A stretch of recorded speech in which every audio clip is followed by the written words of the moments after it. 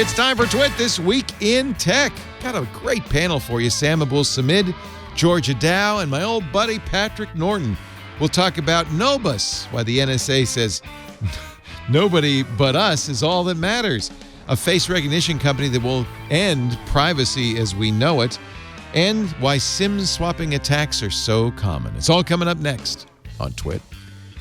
This Week in Tech comes to you from the Twit LastPass studios.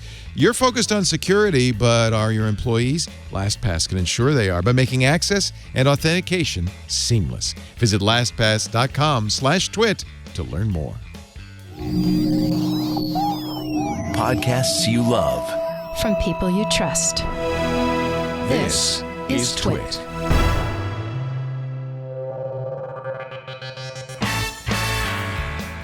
This is Twit, This Week in Tech, episode 754, recorded Sunday, January 19th, 2020.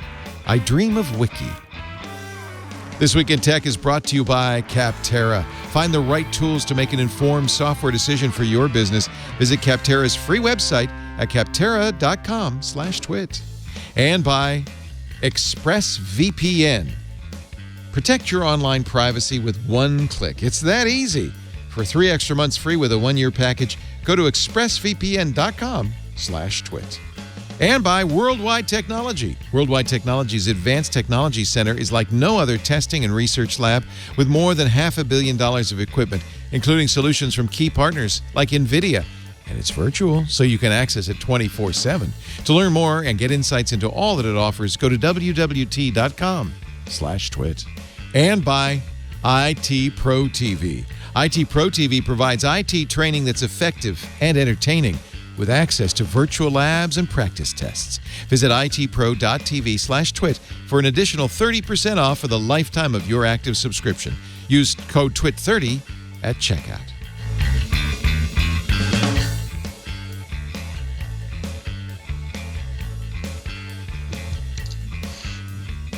It's time for Twit the Show. Oh my God, who's that? If you're watching the video, apparently some Mexican wrestler who is a 49ers fan has snuck into the studio. Apparently, there is a hand egg game later in the day. So I am dressed in the accoutrement of the hand egg fanatic. It's time for the show where we talk about the latest tech news. Joining me, Mr. Patrick Norton, host of This Week in Computer Hardware, my longtime... Look how good he looks. Are you using some sort It's so... What are you, is it like a filter? Keeping your hair cut... It is the glow of being on camera with Pollo de Oro, the luchador of Petaluma. Did you just call me a golden chicken? I just go, well, yes. What else? It was that or the golden egg? Or the golden... I'm wearing 49ers gear. Or the golden development. The golden... I mean... The golden... I don't know. It's a golden child. Patrick Norton, avexcel.com. Great to see you. Yeah. Welcome to the show. Did you go to CES? I think you did. I did. I went to CES. I actually saw something cool. You texted me. I said, "You're here? What are you doing here? Is everything okay?" I said, "For my sins, I am back after 8 years." But I had a good time. We'll talk about that a little bit. Hang in there. Also with me, Sam Abul-Samid. He is my car guy. I like to have a car guy. I like that. Principal analyst at Navigant Research. He's also the host of the Wheel Bearings podcast. He joins the radio show every Sunday to talk about automobiles. He's in Detroit, where it does not look like that. No, not this time of year. That's a summertime shot. I'm great, Sam. Welcome. It's good to have you. And all the way from beautiful Toronto, where the sun is shining, the birds are singing, and the temperature has fallen to a subarctic. How cold is it, Georgia Dow? Well, I'm in Montreal. It's pretty cold. What am I saying, Toronto? You're in Montreal. It's a Canadian place. That's fine. They're all the same. It's all around this area. No, they are not. Vancouver, Montreal, St. John's. What's the difference? Actually, Canada is very diverse, isn't it? It's very diverse. Yeah. We have the French connection here, so that makes it a little different. Lisa and I have decided that we are going to take the Via Cross Canada train Maybe not next year, but the year after. And I think we have to end up in Montreal. You really do. We'll take you out. There's some it'd be so much beautiful fun. places to go in Montreal. It'll be you and Renee, and it'll be so much fun. Oh, yeah. Anyway, great to have all three of you. You, Georgia, did not go to CES. I did not go to CES. I was here. I got to see all of the most interesting things through the internet, but that was it. That's my sense of it. And Patrick, correct me if I'm wrong, but it's kind of like the difference between going to a football game in person, which you do for the atmosphere, but it's very difficult to tell what's going on the field, and watching it on TV where you see all the details. Honestly, CES is best covered from afar. Yeah, I do miss the momentum of CES. Maybe. Though. There's something fun about it. Yeah, just like there's something fun about sitting in the stands and trying to make out what those 22 men are doing down there on the field. Is there a football amongst them? I don't know. Patrick, do you go every year now? This was my 22nd or 23rd. But it depends. It depends on what you're doing, right? I actually have if it depends on if you're okay. One, there was a lot less. It seemed to be a lot less coverage where teams, either huge media teams, descended to do 123 stories in the first 2 or 3 days. But it's still. It's becoming less important to hard tech, more important to general news. But it's interesting, right? Because it's still in so many ways like homecoming, because so many people in the various industries that show up are there, or people in whether they are writers or make video or whatever else they do. I saw 2 or 3 things that I wouldn't have seen if I hadn't been at CES. Yeah, in terms of television, there was like nothing new. In terms of audio, like there was actually the least number of audio vendors I've ever seen, which I think means audio has finally given up completely on CES. It wasn't too bad last year. This year it was nothing. The Delta keynote still fascinates me. This was Delta Airlines, the first time a major air carrier had presented at CES. I didn't see the keynote, but I did see they had exoskeletons where you could lift luggage, and they had a signboard that was different depending on who was looking at it. What did they do at the keynote that baffled you? Oh, I avoid, if I don't have to be at press days, I don't go anymore because sitting in 2 hours, I've sat in 2 hours to go see something and found out they actually didn't reveal a new product. And if I don't have to do that, I don't.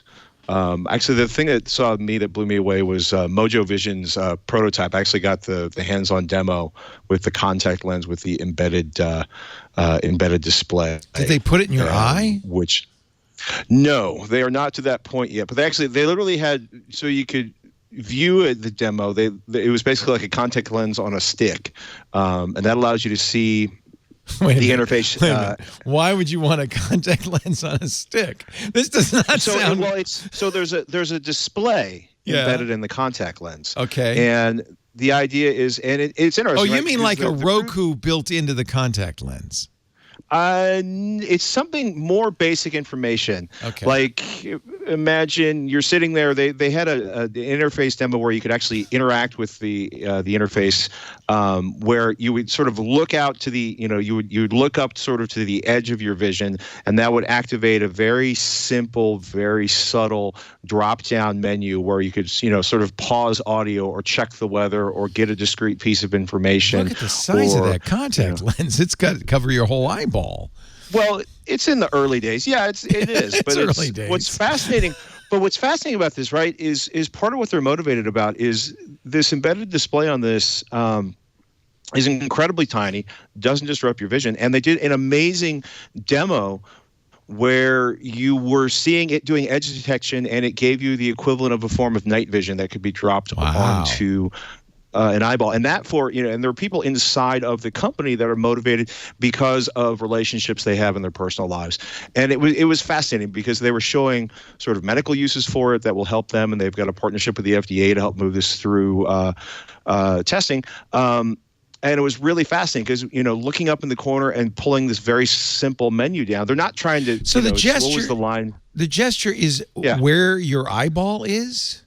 Their goal. The demo I had was using an HTC Vive, right? As they kind of work out the that's interface, fair. Which was actually You're really wearing well done. a visor, but it would look the same as that. So but the difference in the Vive is there's a camera looking your eyeball. There wouldn't be with a contact lens. But what they're saying, essentially, what my understanding is, there is a display that faces your eyeball and a camera that faces out.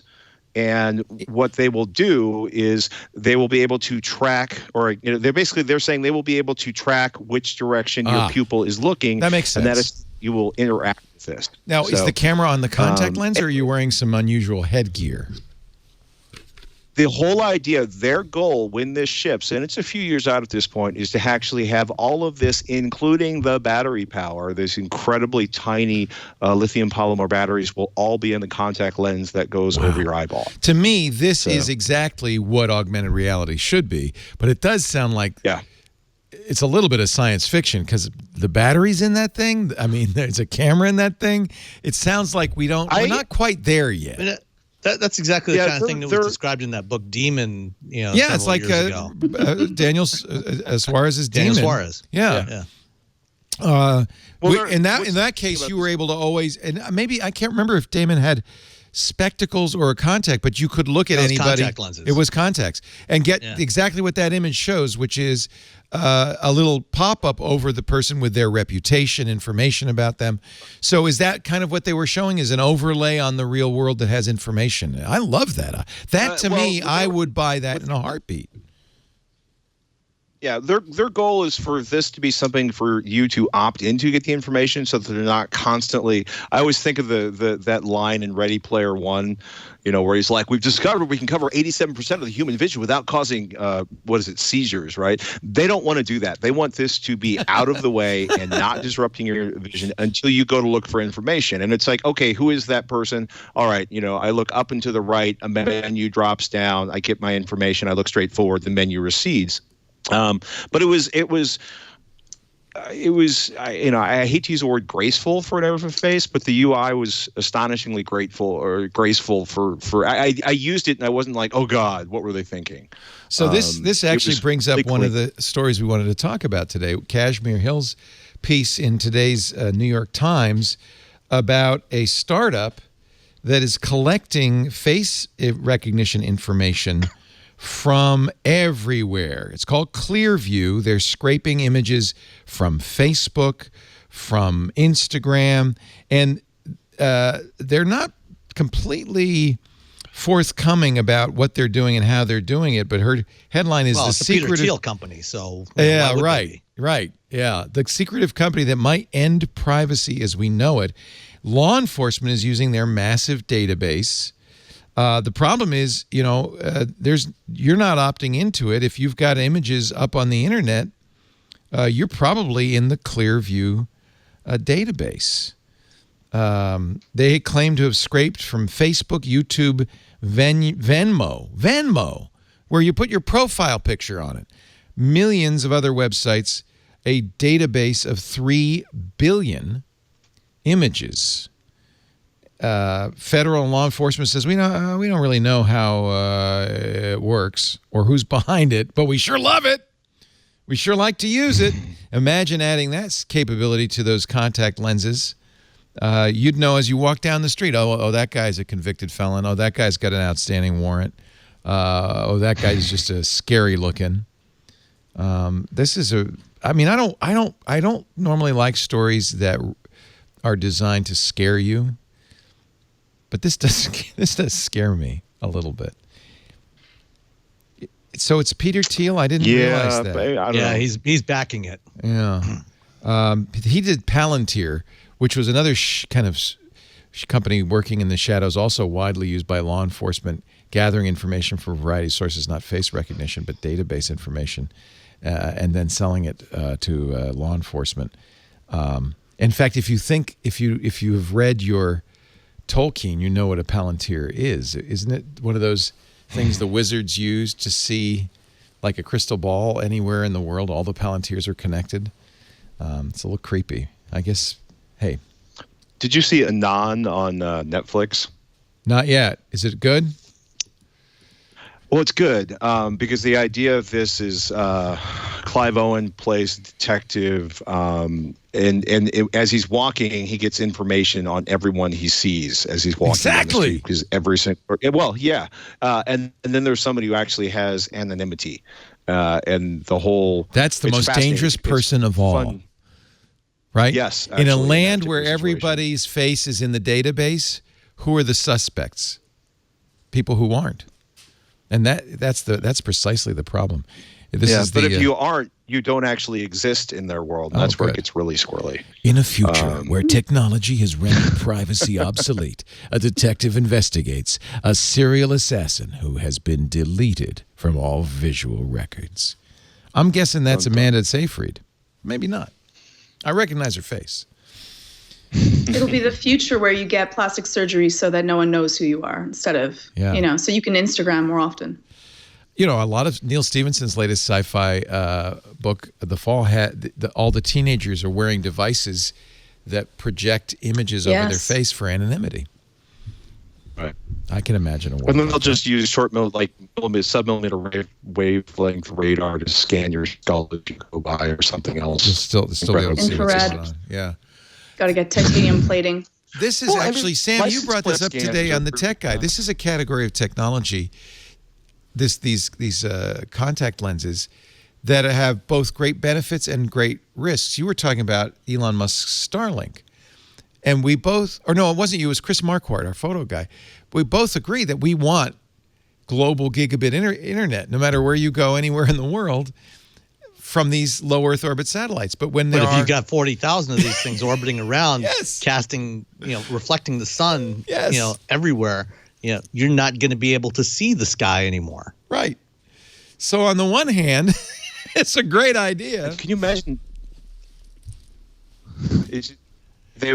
Everyone will be able to track you everywhere. It's just so profoundly creepy to me.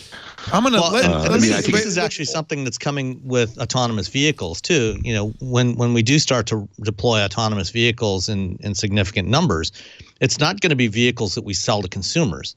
It's going to be robo-taxi services, autonomous mobility services. Yeah. So every one of these things is going to have sensors in there that's going to monitor, who's getting in the vehicle, what their state is when they're in the vehicle. If somebody gets sick or has a heart attack or something, if they leave anything behind, whoever's operating these fleets is going to want to know who's in there so that they can do billing and everything. And you won't, if you're in these things, already today, if you carry a phone, you're being tracked anyway, but it's going to keep accelerating as we move into these new kinds of services where the systems depend on knowing who you are and where you're going. It's like the Amazon Go store. You don't have to pay for anything. The cameras know. Well, it's already that anonymity is almost impossible to keep. If you travel, across borders, if you're going to end up using a credit card, if you're using a cell phone, anonymity is almost this is going to be one day where anonymity itself will be illegal, that you will have to make sure that you're kind of tracked wherever you are. And it's like the gateway drug. We're all already way overly addicted to our phones. The ability to unplug is really difficult. Georgia, besides being senior editor at iMore, you are a psychotherapist.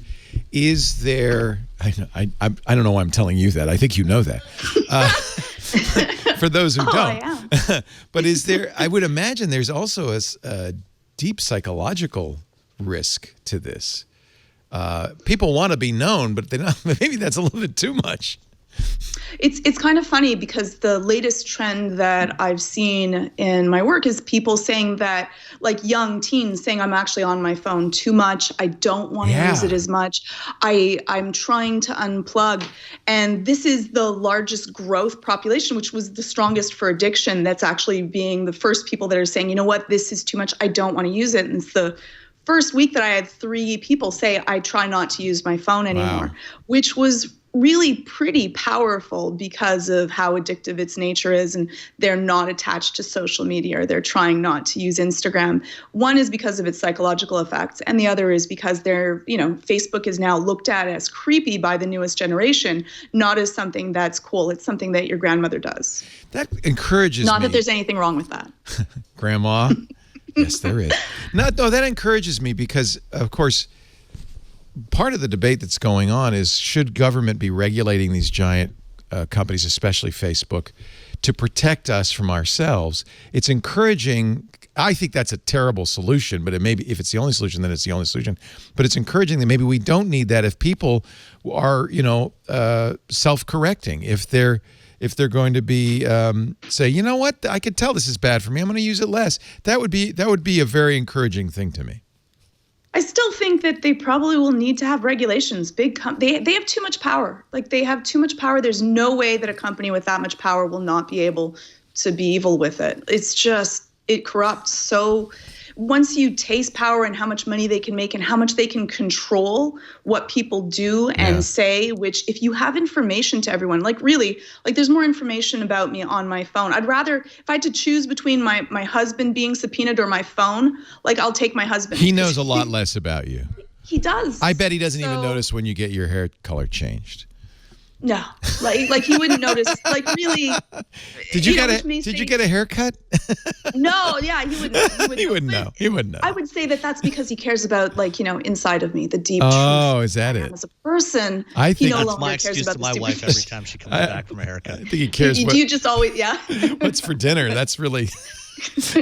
So we have a theme on this show, which is double-edged sword, because like Starlink. Like face recognition, you can see positives and negatives. And we're going to take a break. When we come back, I think we got to talk about the United States Attorney General William Barr and the latest battle with Apple over a terrorist's iPhone and what it all means. And I think that you said something interesting, Georgia, when you said maybe what will happen is we'll get to a world where it's illegal not to be in the database. I think we may get to a world where it's illegal to use encryption. That's the only way. You can't force people to unlock phones, but you can say it would be illegal to have a crypto device. And I wonder if that's where we're headed. We're going to talk about that in just a second. iMore.com, Georgia Dow, great to have you. Haven't seen you in ages. Still doing the 3D VR thing? I am, yeah. How many? We've gone to some 2D games as well. But, what? Yeah. My kids now. My husband and my kids are playing like Castlevania Symphony of the Night, like really old school 1997 gaming, a Metroid. It's all coming back. Game. It's all coming back, but man. I still, there's nothing like a zombie apocalypse. And how many VR rooms do you have now? 4. You say that as if there's something to be ashamed of. That's something to be proud of. It's a little bit much, but there's 4 of us in the family, and if we all want to play a game together, we can. Sure. And I like tech, so there we go. Nice. Also with us, Sam Abul-Samad. How many cars do you have? I own only 2. Wow. But, currently there's 2 more in the driveway, 2 additional ones in the driveway. Your neighbors must be confused. I get to drive other people's cars. Yeah. And Patrick Norton, who is currently rolling coal down the streets. No, I never roll coal. Good. I have 800 foot-pounds of torque, but I do not roll coal. You, by the way, taught me what rolling coal means, so thank you. That was an odd conversation. Our show today brought to you by Capterra, the way to find the right business software for you and your business. New year, bigger goals. Time to get the big things done in your business better and faster.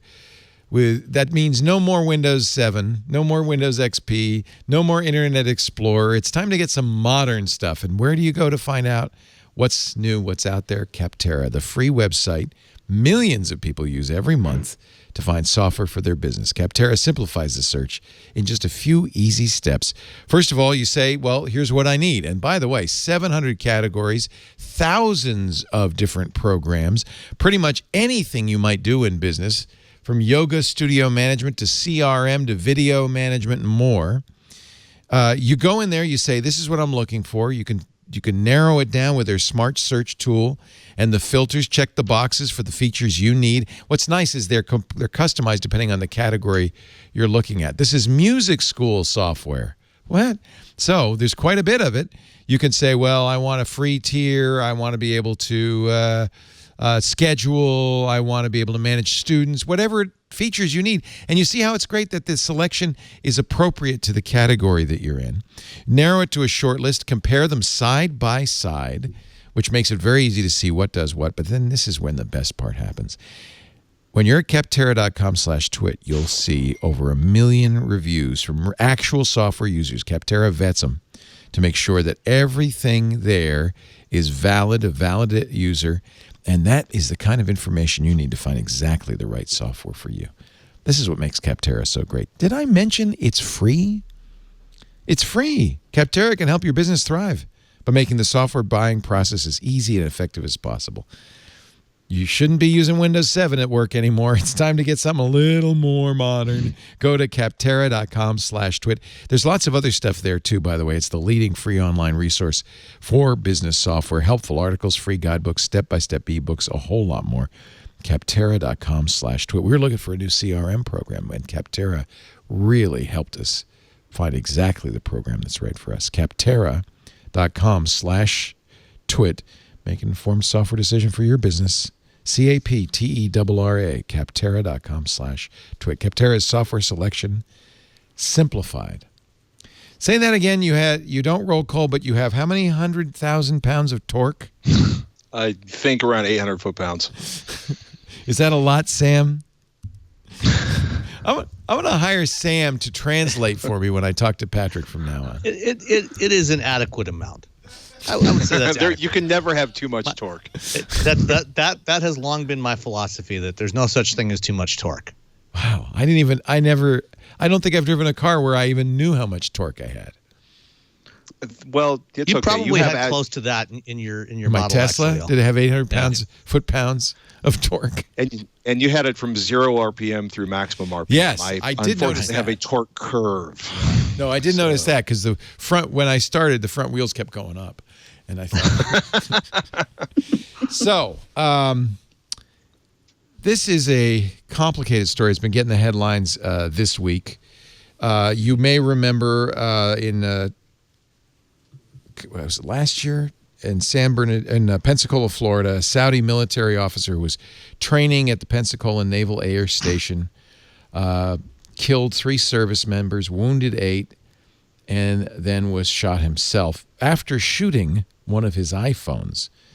Clearly, he understood that iPhone might contain some important information. The FBI apparently, and this is one thing that's really frosted Apple, did go to Apple right away, and Apple helped, giving him access to his iCloud account, to a lot of information about the person. They helped as much as they could, but the one thing that Apple cannot do, and that's why this is a little different than the San Bernardino case from a few years back. In fact, this is the Lawfare blog, Nicholas Weaver writing, Pensacola isn't San Bernardino because in San Bernardino, it was an older iPhone. They could have given the information to the FBI, or they could have done something to modify it. This time, Apple has no access to that information. They've been very careful to make sure that the device is encrypted in a way that even Apple can't see it. In the San Bernardino case, the FBI eventually dropped their request because they figured out, there's an Israeli company that sells software that will crack this, and they were able to get into it. They may be able to do the same with the Pensacola case. Apparently, Graykey and Celebrate are the 2 big companies that do this. Graykey does have something that will get into even an iPhone 11. Nobody talks about it because they know that if they talked about it, Apple would fix it as soon as they could. What do you think? Let me ask you, Patrick. What do you think Attorney General Barr really wants? Well, he wants them to magically unlock everything and give them all the information immediately. The same thing that the Attorney General's or the FBI, I should say, wanted in previous cases. Law enforcement wants, for the most part, full access immediately. They want a magic. But I mean, this is the same thing. My former, your current senator, Dianne Feinstein, yeah. Who just wait a minute? You aren't in California anymore, or did you just become a citizen of your own land? Well, we'll discuss domicile on another exciting podcast. Have you departed our fair golden state? Are you one of many people who have just said goodbye to a 14% tax rate and an 8% sales tax? Are you one of those people? Yes, I could not field a large enough rat, so I sold my house. Oh, congratulations! We are out. We are exploring and searching for a new location. But the thing, I mean, Feinstein's like, I love security. I love it's good. It's been so good for business in the state. Now, if you just put a little key that only, this is a security argument from forever. There's one side that's like everything should have a back door because we need to have access to everything, and the other side's like if there's a back door, eventually everyone will have access to it. I'm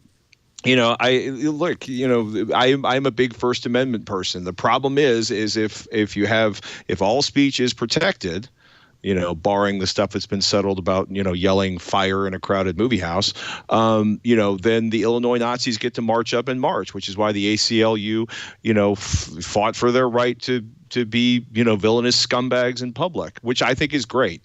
I love it when you identify the Nazis and you can go hunt them down and exterminate them. That's personal opinion. We're not advocating, incidentally. As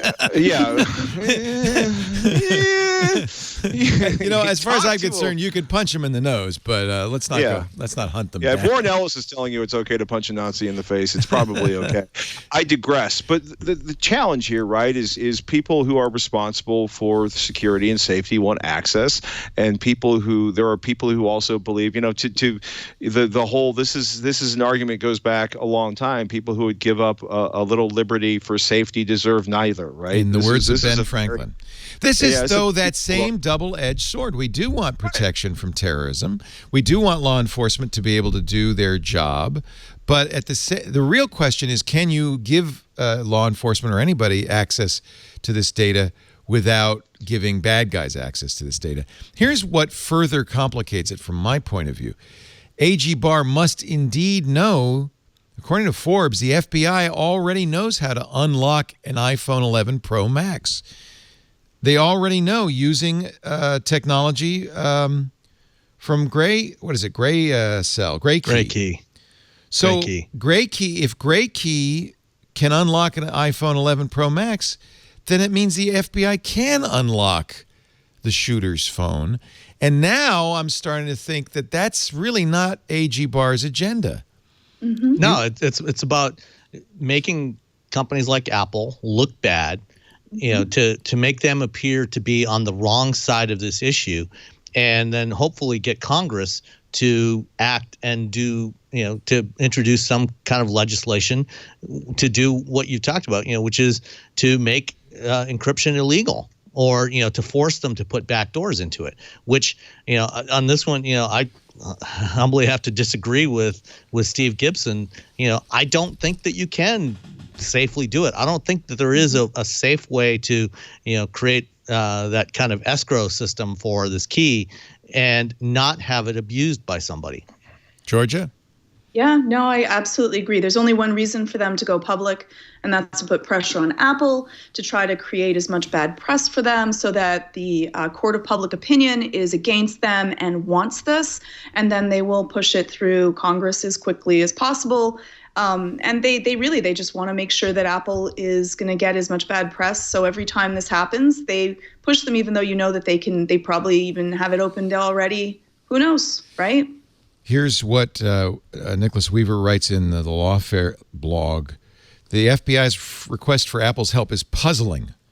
If the government takes Apple to court, as it did in the San Bernardino case, the judiciary can't compel Apple to provide any meaningful assistance because there is no more meaningful assistance Apple can provide.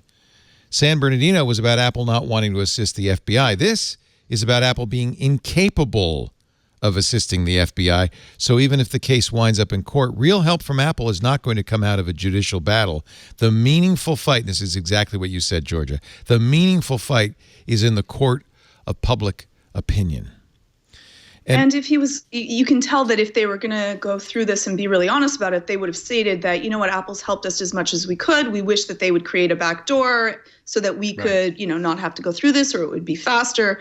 But they don't state any of those things. They try to put Apple in as dark of a light as possible in hopes that people get really angry. And, you know, that we can say that we do have a kind of hair trigger society right now that, you know, the zeitgeist of the moment kind of goes through all of social media with people being exceptionally angry, and it's fast. Yeah, we live that's what they're hoping for. in an era of outrage. Yeah, Well, and the people era don't of know that outrage much. is- Patrick? Go ahead. You know, the problem, you know, Go the ahead, real Sam. problem is that, you know, as bad as terrorism is, you know, and I'd say it's a bad thing, no doubt about it. It's good.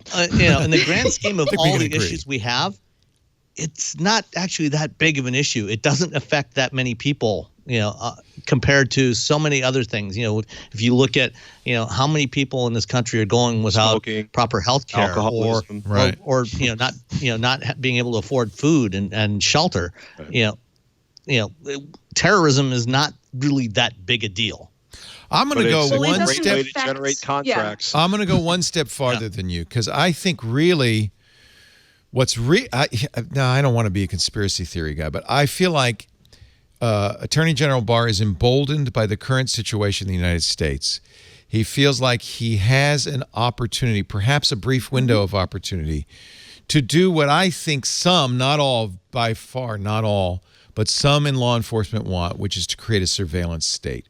What some in law enforcement would like to do is have a perfect view, a panopticon, a perfect view of everything that happens in the country.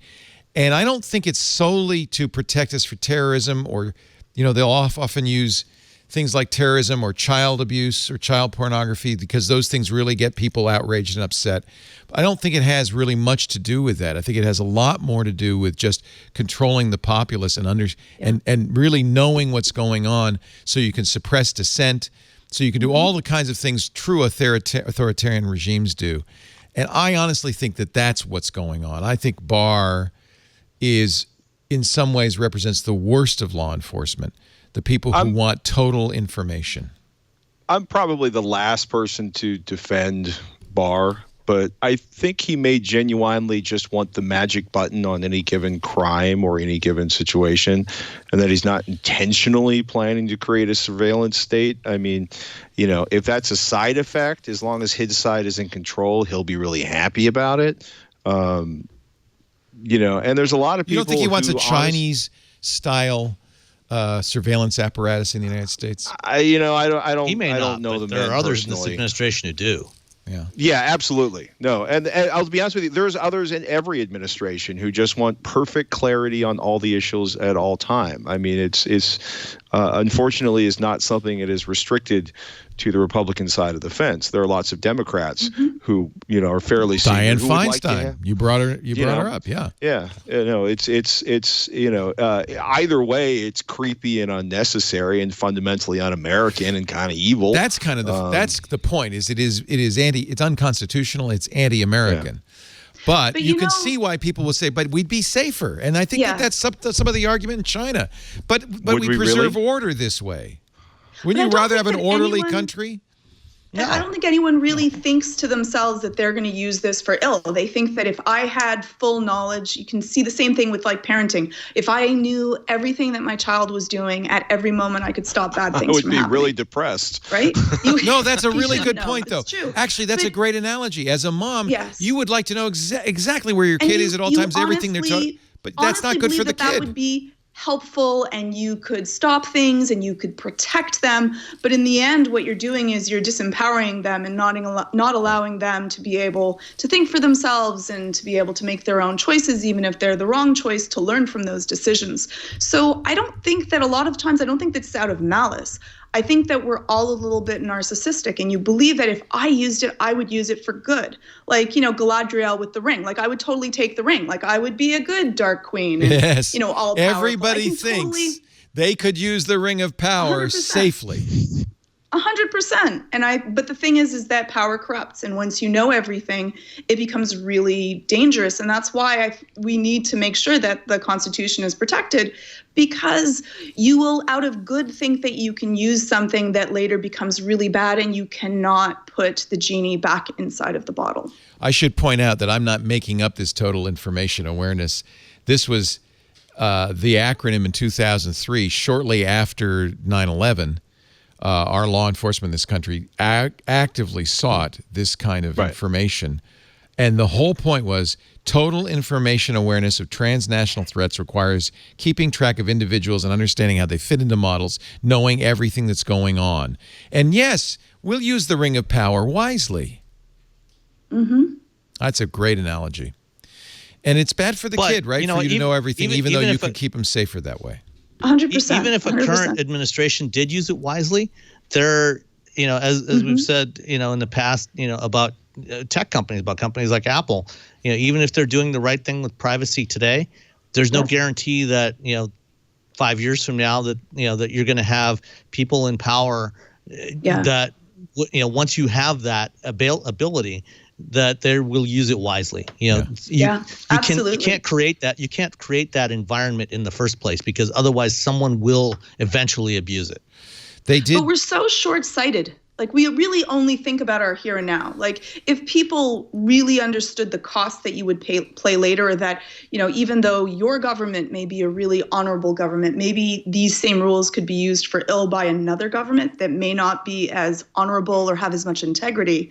And we often sell ourselves off. Like, we sell for short-term gain, we sell off our future. Like, no one would be smoking if, they say that you lose 7 seconds of your life. If we all froze for 7 seconds every time you took a puff of a cigarette, no one would be smoking. But since you pay that off later, we think, doesn't really matter. Aren't we, as humans, masters of denial?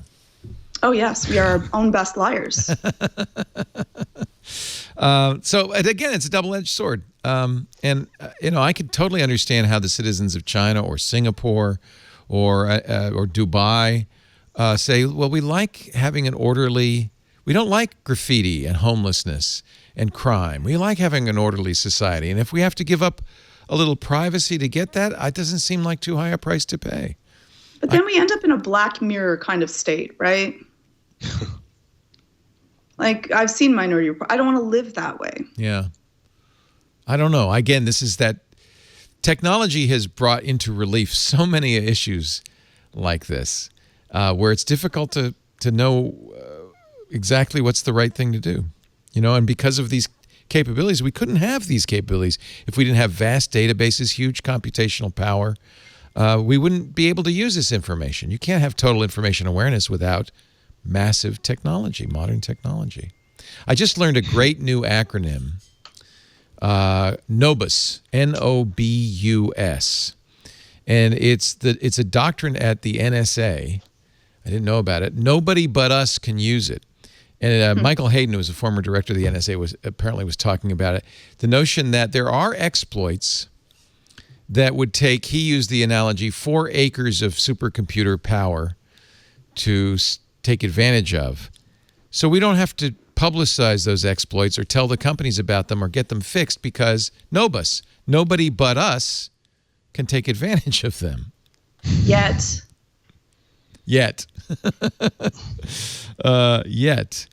The NSA did recently release kind of a shocking release of information about a Windows exploit that they at least had the courtesy to wait until Microsoft had fixed it. It was called Eternal Blue, and it was a flaw in the Windows crypto API, crypto32.dll, that validates elliptical curve cryptography. And the NSA actually did something kind of almost unheard of this past week. They had discovered this. They did get Microsoft to fix it. Actually, before they did that, they told the military, stop using Windows for crypto. Here's the threat to you and me. Because of this flaw, it's possible to spoof a certificate on Microsoft Windows. Apparently, Windows 10, Windows Server 2016, and Windows Server 2019 were vulnerable. They've been patched. They were patched last Tuesday. And if you spoof those crypto certs, you could, for instance, offer somebody a file that looks to be Microsoft Office, but instead is signed by a Microsoft certificate, but instead is malware.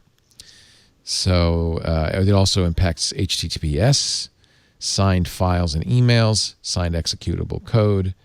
Kind of a serious flaw. This was not a NOBUS.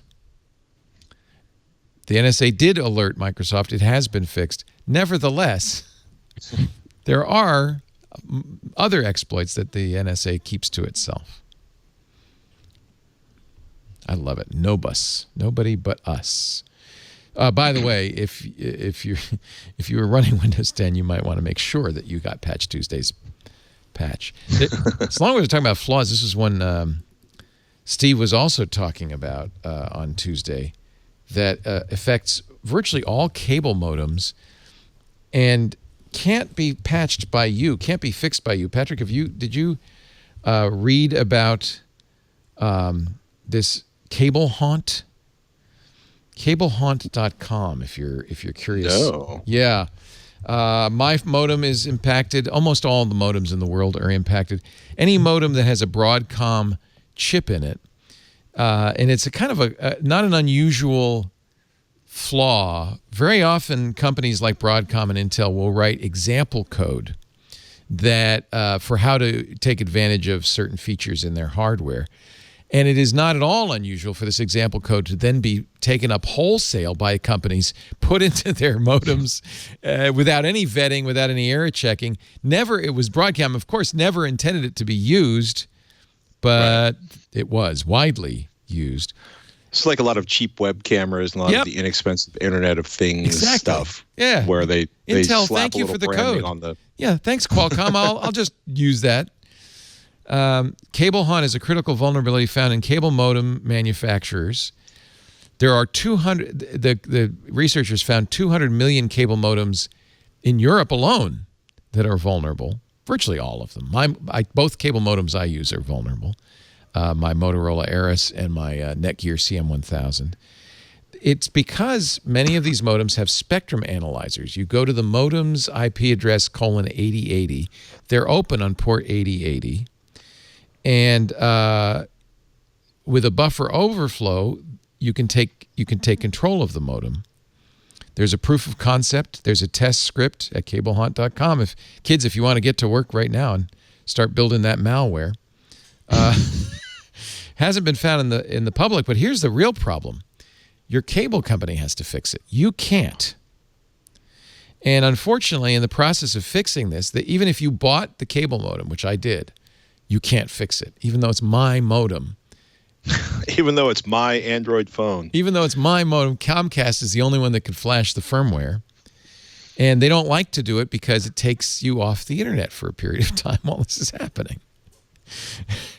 Well, they also have to patch it, fix it. They got to do a lot of test work. it. And they're probably going to get 1 million. If you're Comcast and you have tens of millions of subscribers, you're probably going to get a few 100,000 calls. My internet's out. What's going on?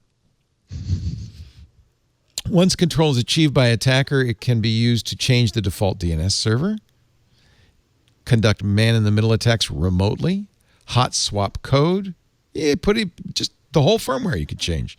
Upload, flash, and upgrade firmware silent, disable ISP firmware upgrades, change every config file and settings, get and set SNMP OID values, change all associated MAC addresses, change serial numbers, and put you in a botnet. It is a nasty flaw, and you're almost certainly affected. If you go to cablehaunt.com, they have a list of cable modems that are vulnerable, and it's a pretty good list. Well, they also say they don't really have any examples of it being found in the wild, but they also point out that anybody who's sophisticated could probably cover their tracks in the process of using this exploit, which is always really charming. Exactly. Now, the only good news is they have to do this, they have to do it from within your network. So what they do is they have to compromise a system in your internal network, which then can write to the modem. They can't do it from the outside world in. They have to do it from the inside world out. So once again, patch and do the best you can to protect yourself on all your devices. If you've got an IoT device, good luck. And since this exploit now the code is out there, I don't know what's going to happen. Just thought I'd mention that. Let's take a little break so you can absorb this and run to fix you. Steve says, and I tried this, I couldn't get it to work. If you can, first of all, check to see, you need to know what not your router, but your cable modem's IP address is. In my case, for my CM1000, it was 192.168.100.1. And if you go to that address, :8080, your spectrum analyzer pops up. If that's the case, then you have it. Then that means you're vulnerable. And then he says you could set up a firewall rule that blocks outbound. This is what I was having a hard time doing. Outbound traffic on port 8080. I can't figure out how to do that. Maybe I don't know. I can block inbound, but outbound is a little harder. If you can do that, maybe that's a mitigation. I just got a 404 on mine. Well, but that may not be this is the problem. It may not be 192.168.100.1. The port's usually 8080, but you have to know what your cable modem. Mine is 100.1. So if you go there, you get the cable modem login. Yeah. Okay. Yeah. So maybe you're all right. I did the 8080 and it gave me a 404. So yay. Or maybe your cable company's already patched it. I don't know. It doesn't seem like Comcast to be too quick on anything like that. They usually take their time on these things. We have a plan to fix it in 2025. After they launch Peacock. Yeah, right. Yeah, we got to launch Peacock first. Let's take a little break. I'm going to talk about protecting yourself online, and then we'll have more. There's some other fun stuff to talk about, too. Good news, not just bad news. Amazon wants you to pay with a wave. What could possibly go wrong? Our show today brought to you by the ExpressVPN. This is the VPN I use and I recommend. It is awesome because it's fast. They have VPN servers all over the world, more than 100 countries. Plus, they use a trusted server technology. They figured this out, and it's been audited by a third party that not only do they not do any logging, they couldn't even if they wanted to. Their trusted server, which spins up when you get on their server and open the VPN and then spins down afterwards, is sandboxed so that it can't write to disk in any way, which means there's no way they can keep track of anything you're doing. Your privacy is 100% protected. Be more secure. Protect yourself against bad guys at the open Wi-Fi access point, from snoops at your internet service provider. And besides protecting your privacy and security online, you can also use it to take your TV watching to the next level. Woohoo! Because ExpressVPN has servers all over the world. You can go to Netflix, go to ExpressVPN, turn on your VPN, pick where you want. Let's say you want to watch Star Trek. You can watch it on Netflix in the UK. So all you got to do is tell ExpressVPN, I'm in London right now, and boom, you're watching Doctor Who and Star Trek on UK Netflix. Go to Japan, watch anime on Japanese Netflix. ExpressVPN hides your IP address, lets you control where you want sites to think you're coming from. It's so fast, they just do such a good job that you can stream HD no problem at all while you're on the VPN. And I know that because when I first tried this, I wanted to say, does this work? And I was watching Netflix in Japan. I forgot to turn it off for 3 days. And I didn't even know I was running through a VPN on my iPad for the longest time. That's how fast it is. I didn't even notice I was using. No buffering, no lag. It works everywhere. Mac, Windows, Linux, iPhone, Android, even on media consoles, on smart TVs. You can watch what you want on the go or on the big screen wherever you are. I love ExpressVPN. I love you guys. Right now, expressvpn.com/twit. You can get an extra 3 months for free when you sign up for a year. expressvpn.com/twit. About $7 a month when you get that extra 3 months. That's a very good deal for the best VPN in the market. expressvpn.com/twit. Thanks for supporting us, ExpressVPN.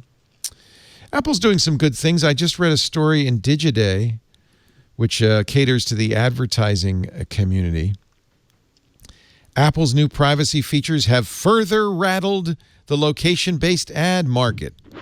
This is one for the good guys. You know that pop-up you get on iOS 13? You get it on Android now, too, where it says, hey, Google has just, checked your location 4 times in the last 24 hours. You know that pop-up? And it says, do you want to allow that? Or maybe only when the app's open, or maybe not at all? So that's been going on since iOS 13 was released in September. Ad tech sources are saying it has been a big hit to the amount of data they can gather. Digiday quotes Benoit Grouchko, who has a great name, by the way. Benoit Grouchko, he runs the ad tech business Timo. They do software for apps to collect that location data. He says 3 years ago, opt-in rates, almost 100%. Almost everybody left location on. Ever since iOS 13, the opt-in rate now is often below 50%. People, when they're given the choice, say, you know what, no. 7 in 10 iOS 13 location signals analyzed by Location Sciences in the 6 weeks after iOS 13 came out, 80% of those users stopped all background tracking across their devices. So if you're in the business of selling based on location, publicity agency Starcom said this impacts the ability to tie users that research online and purchase in store or driving and measure footfall for clients. This is something Google offers, by the way. Google monitors credit card purchases and then says to an advertiser, hey, this guy saw your ad on Tuesday and went to the store and bought your product on Wednesday. Your ad's working. Not as easy. Not as easy. Time to celebrate, Georgia? You happy? You're an iPhone user. I am. I love it. I love it. And what do you do when you see that pop up? I'll always opt out. I'm actually shocked that there's 50% of people that say that they will still allow it. What are you doing? Stop it. It's creepy. Would you want someone walking around tracking you? If you could see them, snooping into your bathroom, looking at what you're doing, what you're surfing around, you'd say stop doing that. You'd close your blinds. There's a few of us maybe that'd be like, yay, into that. Most people would say no. Stop following me around everywhere I go. Actually, you know what? I'm weird, Georgia. Are you? I always say always allow. In fact, do you? Why? It pisses me off because Apple doesn't usually give always allow as an option. There's really, most of the time, I see two options. Allow when app is in use, don't allow. You have to go into the settings to turn on always allow, and I do. Because I want them to know. What do you want them to know? Everything. Everything. I like it. Patrick knows. I feel like they care. Do you think that you get better targeted ads? Yes. Why? What's wrong with that? I think I get better ads. I walk by the Levi's store and it says, hey, here's a coupon. You can go in. My Google Maps, I love that feature where I can look at my timeline and see all the places I've been.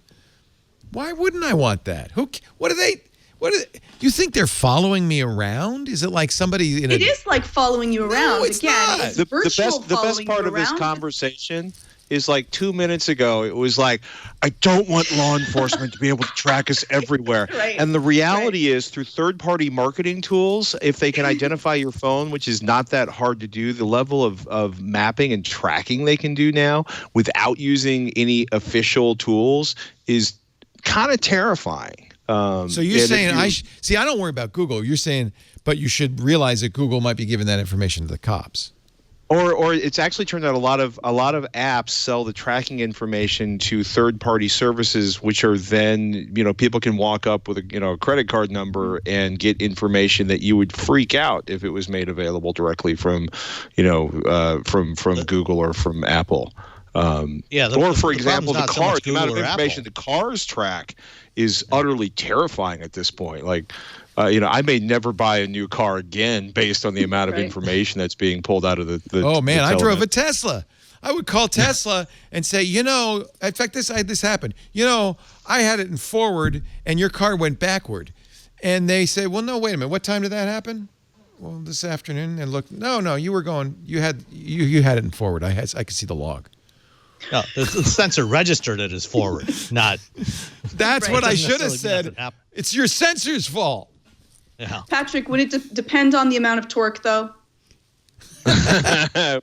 Well, if it accidentally goes into reverse and you bump into it, with your, I'm going to pick on Prius because it's here. No, well, actually, I don't mind if Elon knows, and I don't mind if Google knows. Google's not handing my information over to law enforcement in unprecedented geofence searches. But it's all those other apps. They're not. What? I've got Android 10 on my Pixel 3 now. And they added the same thing in there so that now in all the apps you can go in and set your location preferences by app, to always allow when in use or never allow. And I was shocked, after upgrading to 10, some of these apps that were coming up and asking, for location permission that they had, games and stuff that had no business knowing where I was. I don't mind, Google Maps, having my location. I mean, that's why you have it's there. to. Maps won't work. Things like, Lyft or Uber, clearly they need to know where I am when I'm using them. But there is no reason for a ride-hailing app to know where I am when I'm not using the app. Anytime that I'm not using the app, it's off. Okay. And I think the only app I have set to always allow is Google Maps, because like you, Leo, I do like the timeline. I find it useful. Plus, I want to help law enforcement when there's a robbery and they want to know everybody who was in 500 feet of the robbery. But it's a gold jacket and a gold hard hat was at this location. Look at your cameras. You can't miss me. I think it's about transparency, though. It's that you don't really know what they're going to be doing with it and who they're going to be selling it to and what they're going to be using it for. There are no regulations to make sure that they're really being honest and it's legible. No one reads the privacy. I have every once in a while. It's terrifying. And then I always don't, if I really want the app, I won't read it because then I will say no. But no one reads it. It's illegible. So it's a big problem. Actually, I'll be honest. I almost always select only when using app, because that seems reasonable to me. And if it's an app that shouldn't have location information, if it's Fortnite or something, then I say no. Remember the flashlight app that some nefarious company bought, and then it went from being like, you can turn on the light for your camera when you're not actually using your camera, and then they did an update and it was looking for information. It was basically accessing all possible information on your phone, your photos, your contact information, everything. It was kind of fascinating to watch because, the millions of downloads for this. This was before they integrated this stuff into the operating system. People kept downloading it, installing it, and presumably saying, okay. That's how badly they wanted a flashlight app. But there's an article that the New York Times did back in the middle of December, 12 million phones, one data set, zero privacy, where somebody turned over a data set which was 50 billion pings, quote, 50 billion pings from the phones of more than 12 million Americans as they move through several major cities, including Washington, New York, San Francisco, and Los Angeles. Wow. Basically because apps that would track you and then report the information, it also meant that these unregulated, third-party app data collection centers could allow anybody with that information to, track the location of, people who probably shouldn't be tracked or don't want to be tracked.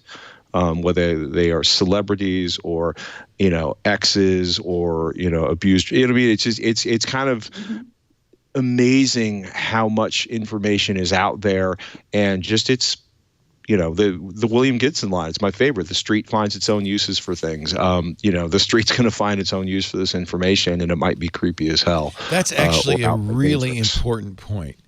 Is that you can invent a technology and have an idea about how it's going to be used. Law enforcement can have an idea, but with key escrow, we'll only use the ring of power for good, not evil. But the street finds its own uses is a really good thing to keep in mind. I like that, Patrick. Yeah. Thank William Gibson. Yeah. That's the nature of technology. It flows like water. I should have brought this up, Georgia. I'm curious what you think about this. There was an article in the New York Times. Panicking about your kids' phones? New research says don't. A growing number of academics are challenging assumptions about the negative effects of social media and smartphone on children. See, that kid's even from Canada. And actually, he's not. He's from Newport Beach. But this is research that was published on Friday. 40 studies. It was one of those survey of surveys. 2 psychology professors looked at the studies, links between social media and depression and anxiety among adolescents. They say, based on our meta study, that's a small and inconsistent link. There doesn't seem to be a strong evidence. They didn't really take a look at a lot of different variables, though. Like just from in my office, and I see probably 20 families a week, every single week. And the amount of kids that are negatively affected by social media is vast. Yeah. And again, it's not a big data study, but this is all I see. And this is kids that are talking to me and they have no reason to lie because I'm not going to be telling their parents what they say. And there's none of them that say that they wish they were on the phone more, or that social media does good, or that, how many kids are now bullied on social media or feel like they're not good enough because of what they see, or they're trying to become someone that they aren't because of that. The amount of cutting, anorexia, wanting plastic surgery for my actual clients is really strongly linked to the media of which they are consuming. Kids are naturally mimics. They model behavior. We are programmed to model what we see. There's a part of our brain that have mirror neurons, and that means that they fire with what we see. And then like kids, they don't care what you say. Like a lot of this advertising, it's all about like, say this, do that. They care about what they see and what they consume. And so if they care about someone on social media, they want to become like them. And they don't really understand that most of it is filters. It's expensive lighting. It's, professional makeup artists and having all of these different things that are at their, whim. And they believe the lies, and then their, feeling of depression and that they're not good enough and that they should be doing more, and their world becomes about all of this supernatural fluff that really is crap. Like you are not what you consume. You're not your title. You're not your car you drive, though twerk is awesome. You're not how many VR systems that you have in your house. You really are your personal characteristics, and the levels of care to that, of building yourself as your character instead of what other people will see, has been changing. And that's been changing really quickly and rapidly because of the effects of social media. So I, again, don't see, my world does not reflect to that. And so I looked at that article with a little bit of like, yeah, I'm not so sure about that wasn't, pushed or propelled by lobbyists like, Facebook. And, I don't want to throw out that this might be fake media, but I'm just, consuming it with a grain of salt because there's a whole bunch of this, again, Facebook and Instagram and everything else wants you to not limit how much your kids get access to it. But I would say limit it. They do say the authors of these studies say they have not taken any funding from the tech industry. They say we've been outspoken critics of the industry on issues other than mental health, privacy, and lack of transparency. Ms. Ogders added that she was not surprised that people had a hard time accepting her findings. Her own mother questioned her research after one of her grandsons stopped talking to her during the long drives she used to enjoy.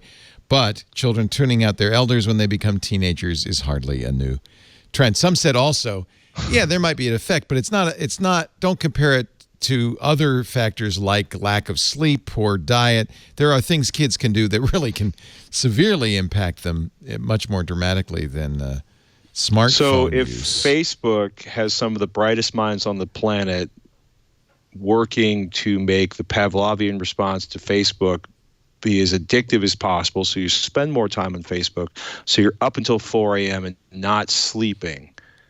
That's, you know what I mean? You know what I did? I woke up at 4 o'clock this morning, as I do every night.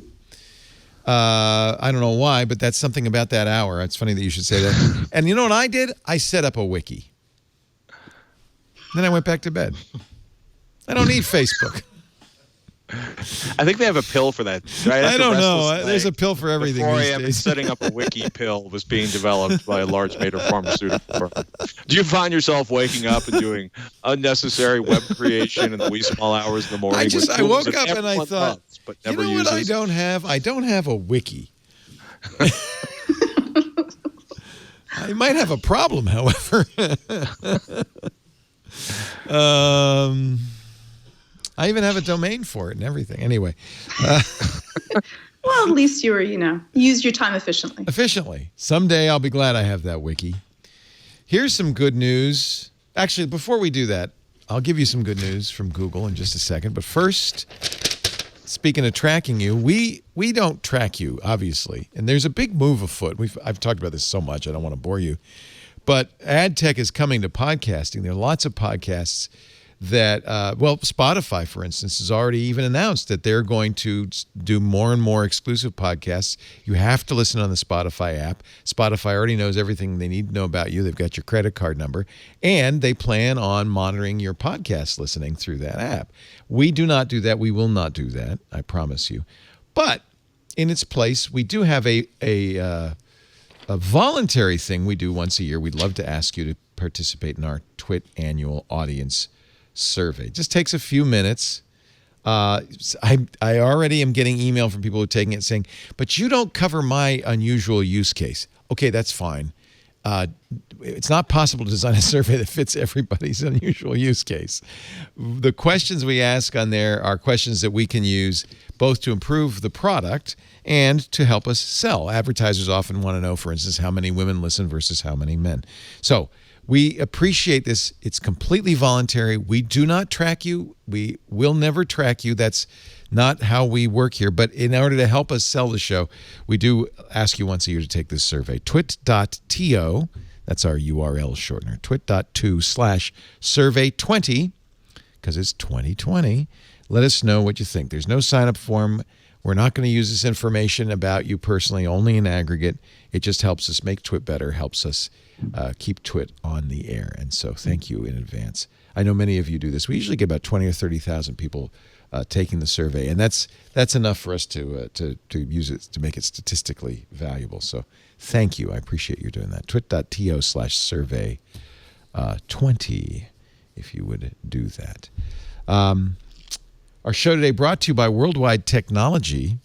I think we're going March 5th, I think is the plan, to go to St. Louis to visit their amazing Advanced Technology Center. Patrick, I know, worked with Jim Latterback back in the day at the Ziff Davis Labs in Foster City. Those days of big magazines having giant testing labs so they could see, test 300 printers or 800 network cards, those days are long gone. Do you think, is that ZD Labs still exist even, Patrick? Do you know? I have no idea. I can't imagine it does. I mean, who owns it? All I can say is what I really missed was one of the great missed opportunities was when I got a phone call from somebody who said, "Do you know anybody who wants the Faraday cage from the lab?" Did you buy it? It was 12 by 12 by 12 or 10 by 10 slept by 10. In that. It was a giant. It was a giant, massive, incredibly expensive copper Faraday cage, and moving it would have cost more than I made in a month at that point, much less storing. But then, if you wake up at 4 a.m, you can't set up a wiki unless you have Ethernet. Bingo! Worldwide Technology is taking the place of these old, centers. About 10 years ago, I think they realized there was going to be a need in enterprise tech for a place to trial technology, to test it out. They started building the Advanced Technology Center. It has grown like crazy in the last 10 years. It now has more than $500 million in equipment. I bet you they have a Faraday cage from hundreds of OEMs, key partners ranging from high-tech heavyweights like Cisco, VMware, AI disruptors like NVIDIA. Absolutely. They've got it all in there. This is what the engineers at WWT use to spin up proofs of concept, to test the system before they set it up on your premises, to pilot programs. It's a great way for engineers at WWT and their customers to confidently select the best solution. But here's the best part about this amazing lab. You can use it too. On-demand and schedulable labs or workshops, like, for instance, NVIDIA's Deep Learning Workshop, available to you 24/7 anywhere in the world. You don't even have to go to St. Louis to use it. It's online. There are hundreds of labs representing the newest advances in architectural solutions to accelerate customers on artificial intelligence and machine learning, and a whole lot more. You can learn about products before you launch. This lab as a service, they call it, is a dedicated lab space within the ATC where you could perform your own programmatic testing using this amazing technology ecosystem built by WWT. Customers of WWT stay with WWT for years and years and years because it's the best way to get help setting up enterprise technology. And this ATC is just one example. And these virtual labs, it's brilliant. WWT's engineers themselves work in these labs. They're there every day, beta testing new solutions. Some of them based on the best, greatest, and latest NVIDIA technologies for AI, building reference architectures, custom integrations, help their customers see results faster, to help you know ahead of time if it's going to work with a lot less investment.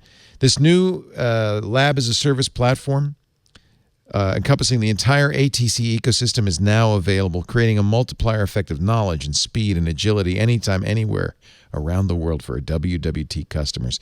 Not just labs, too. You get access to studies, case studies, to articles, to hands-on labs, to other tools that make the difference in today's complicated and fast-paced enterprise world.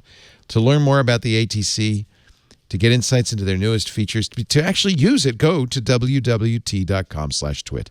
Worldwide technology simplifies the complex. wwt.com/twit. WWT, delivering business and technology outcomes around the world. Take advantage of this. Such a great thing to have. Google is doing something I think unprecedented. And boy, color me cynical, because I'm immediately saying, well, okay, well, what are they planning?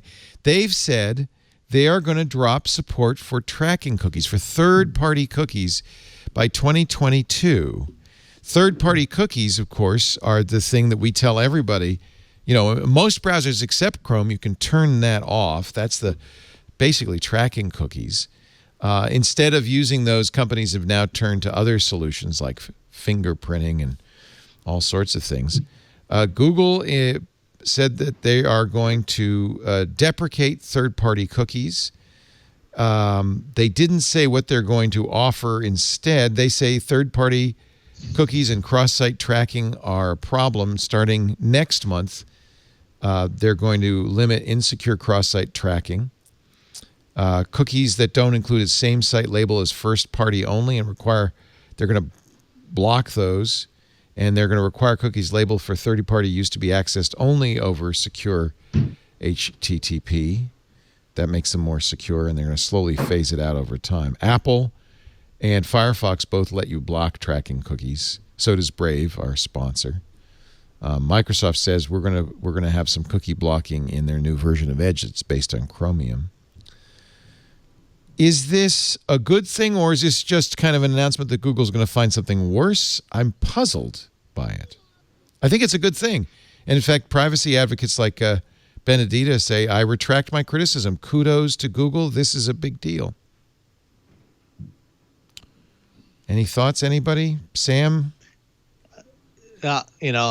It's hard not to be, skeptical or cynical about this. This is their business, ads. Yeah, it seems like, if Google is going to eliminate third-party cookies, they almost certainly have something that they think is at least as good or better. And maybe something that only they have access to, right? Right. That would be the perfect thing to do, is to stop something that everybody can use and only Google can use something even better. Right. It seems like they've probably figured out some way to do some sort of signals intelligence through Chrome, and through Android that gives them, at least as good information. Or else, maybe they've just determined that, with all the other stuff going on with, cutting back on location awareness and things like that, maybe they've decided that, all this targeting and micro-targeting just isn't as valuable as it used to be. Well, they don't say that they're not targeting people anymore. Like, they're still doing it, right? Yeah. Like, this is only so good. They're still doing it. I'm still going to be using DuckDuckGo, which is like only so great of an experience at times. You know what I use? You might try StartPage. Do you know about StartPage? No. And I'm a little worried because they got acquired by an advertising company. But the idea, so maybe it's all a moot. But the idea of StartPage is they use the Google index. So Google still is the gold standard for search, right? Yeah. But what they do is they anonymize it. And furthermore, when you do a search, startpage.com, you'll get the same results you'd get from Google, but as if you were in incognito mode. And then there is a button next to it to visit this site anonymously, and then they route you through an anonymizer, kind of like a little bit like a VPN, but not. And your IP address isn't visible to that site. So it lets you visit a site completely anonymously, which I think is really interesting. StartPage. I think that's what Apple tries to do in iOS as well, right? Right. And Verizon, now this is a related story. Verizon, whom I wouldn't normally assume is the number one company in privacy, has also announced they're doing a private search engine. Yeah, right. What do they mean by private? What do you mean by private? It means that only they will have access to it. Yeah. They won't share it with They can anybody sell else. it. Right. They can sell it. They have the information. I don't know. This entire. It's called OneSearch. It launched Tuesday. They say, we will not store records of what you search. We will not create profiles of your usage or share your search data with advertisers. They also say it gives unbiased, unfiltered results. Just like Start Page, that means it's not, Google, because you're logged into Google when you're using Google, tailors its results to you. So that's why when I search for me, I get such great results because it's tailoring it to me, right? Verizon says everyone sees the same result for the same search terms, and one search's results can self-destruct after a set period of time. Why would Verizon do this? It seems odd to me. In hopes that then people don't regulate? I don't know. Give me something I can search for. By the way, okay, I immediately have one problem. As soon as I click in the search, private encrypted search, I get a list of things people are searching for right now. Which tells me it's not completely private. They're not telling you who's searching. Well, for okay, yeah, I guess so. What should I search for that we would know if it was a good search? Sam, you would if I searched for Chevy Corvette, would you know what a good search is? What would you know a good search? Yeah, how about when can I buy a mid-engine Corvette? Can I buy a mid-engine Corvette? Okay. And then it says you can already buy a mid-engine Corvette for $120,000. Okay. And then here's the reveal date. Here's the reveal date. It doesn't have, as you notice, the Google knowledge box on the right. It's just got search results. Let me just search because it does, by the way, have images, video. It has that anytime button, which lets you search by date. And they have safe search as well. Let me just search for Leo Laporte. Oh, actually, well, yeah. And by the way, the autocomplete seems to be as scary as Google. Okay. If I typed there's a knowledge box from Wikipedia. And other people, look, Patrick, when people search for Leo Laporte, they also search for Patrick Norton. Look at that. I'm not arguing that. No. Yeah.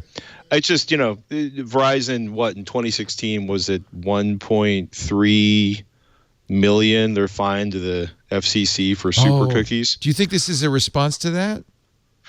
I don't know. Or it's weird. I mean, they own weird, Yahoo. It's I covet unlimited data access to Verizon's network. I do not covet dealing with Verizon itself. I'm trying to figure out why they are doing this. Verizon said OneSearch will generate revenue from the service by matching ads to search terms. Remember, when you do a Google search, you make money for Google. Believe it or not. That's why Google paid Apple $12 billion last year to be the default search in Safari on an iPhone, because it's that valuable. Mozilla makes money on Firefox because of the Google pays them hundreds of millions of dollars every year because of referrals. So maybe this is Verizon saying we don't want to give Google that money. We want to keep it to ourselves. I don't know. It's one of those weird ones. Google's blocking third-party cookies. Verizon's starting a search engine. Cats are lying down with dogs. The world's about to end. That's all I can say. By the way, good news. I misreported this story, and I stand corrected now by Cameron Faulkner on The Verge.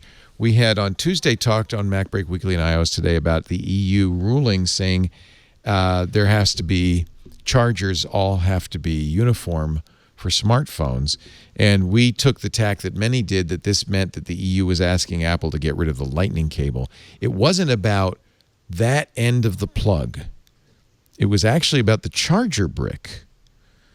They've been trying to convince tech companies since 2009 for 10 years to adopt a single wall charger instead of proprietary chargers because there are so many wall chargers, 51,000 metric tons of e-waste per year because there's so many different proprietary charging methods.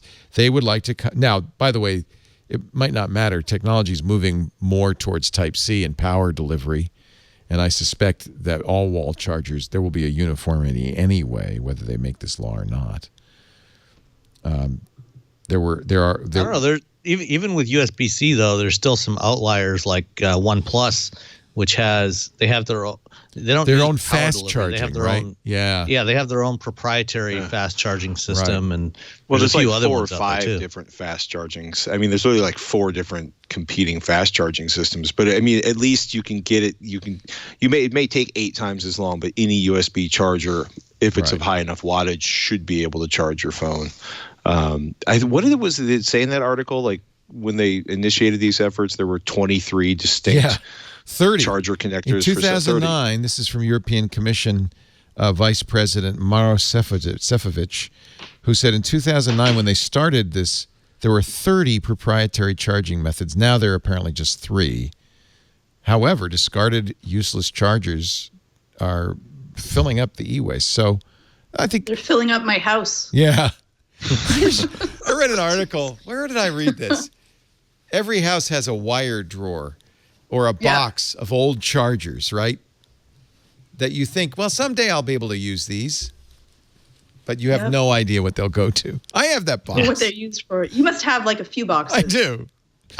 I've got a couple of those sitting about 10 feet away from me right now. Yeah. Right, exactly. Just in case. You never know. You put it away and I'm like, is this for my scuba diving, flashlight, or is this, I don't remember. So then I just keep them. This is the Wall Street Journal. Admit it. You have a box of cords you'll never, ever use again. Well, I cleaned out the garage and got rid of e-waste recycled about 150 pounds of various. When you move, didn't you go through that stress, Patrick, of like that stress of like, but what if I need to charge my scuba diving flashlight and now I'm not going to know, I threw out the cord that I need for that, because that stresses me. That and keys. I have a box of keys. Well, that's what happened. Like when my wife and I moved 3 years ago, the kids were out of the house, and we went through a major purge, and we got rid of so much stuff, including a whole bunch of.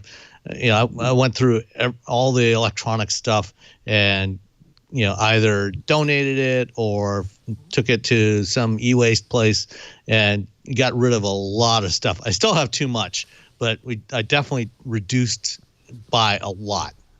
I love Catherine Bindley for this article. This is just, and look at that box. That is almost literally my box, except I have 4 or 5 of them.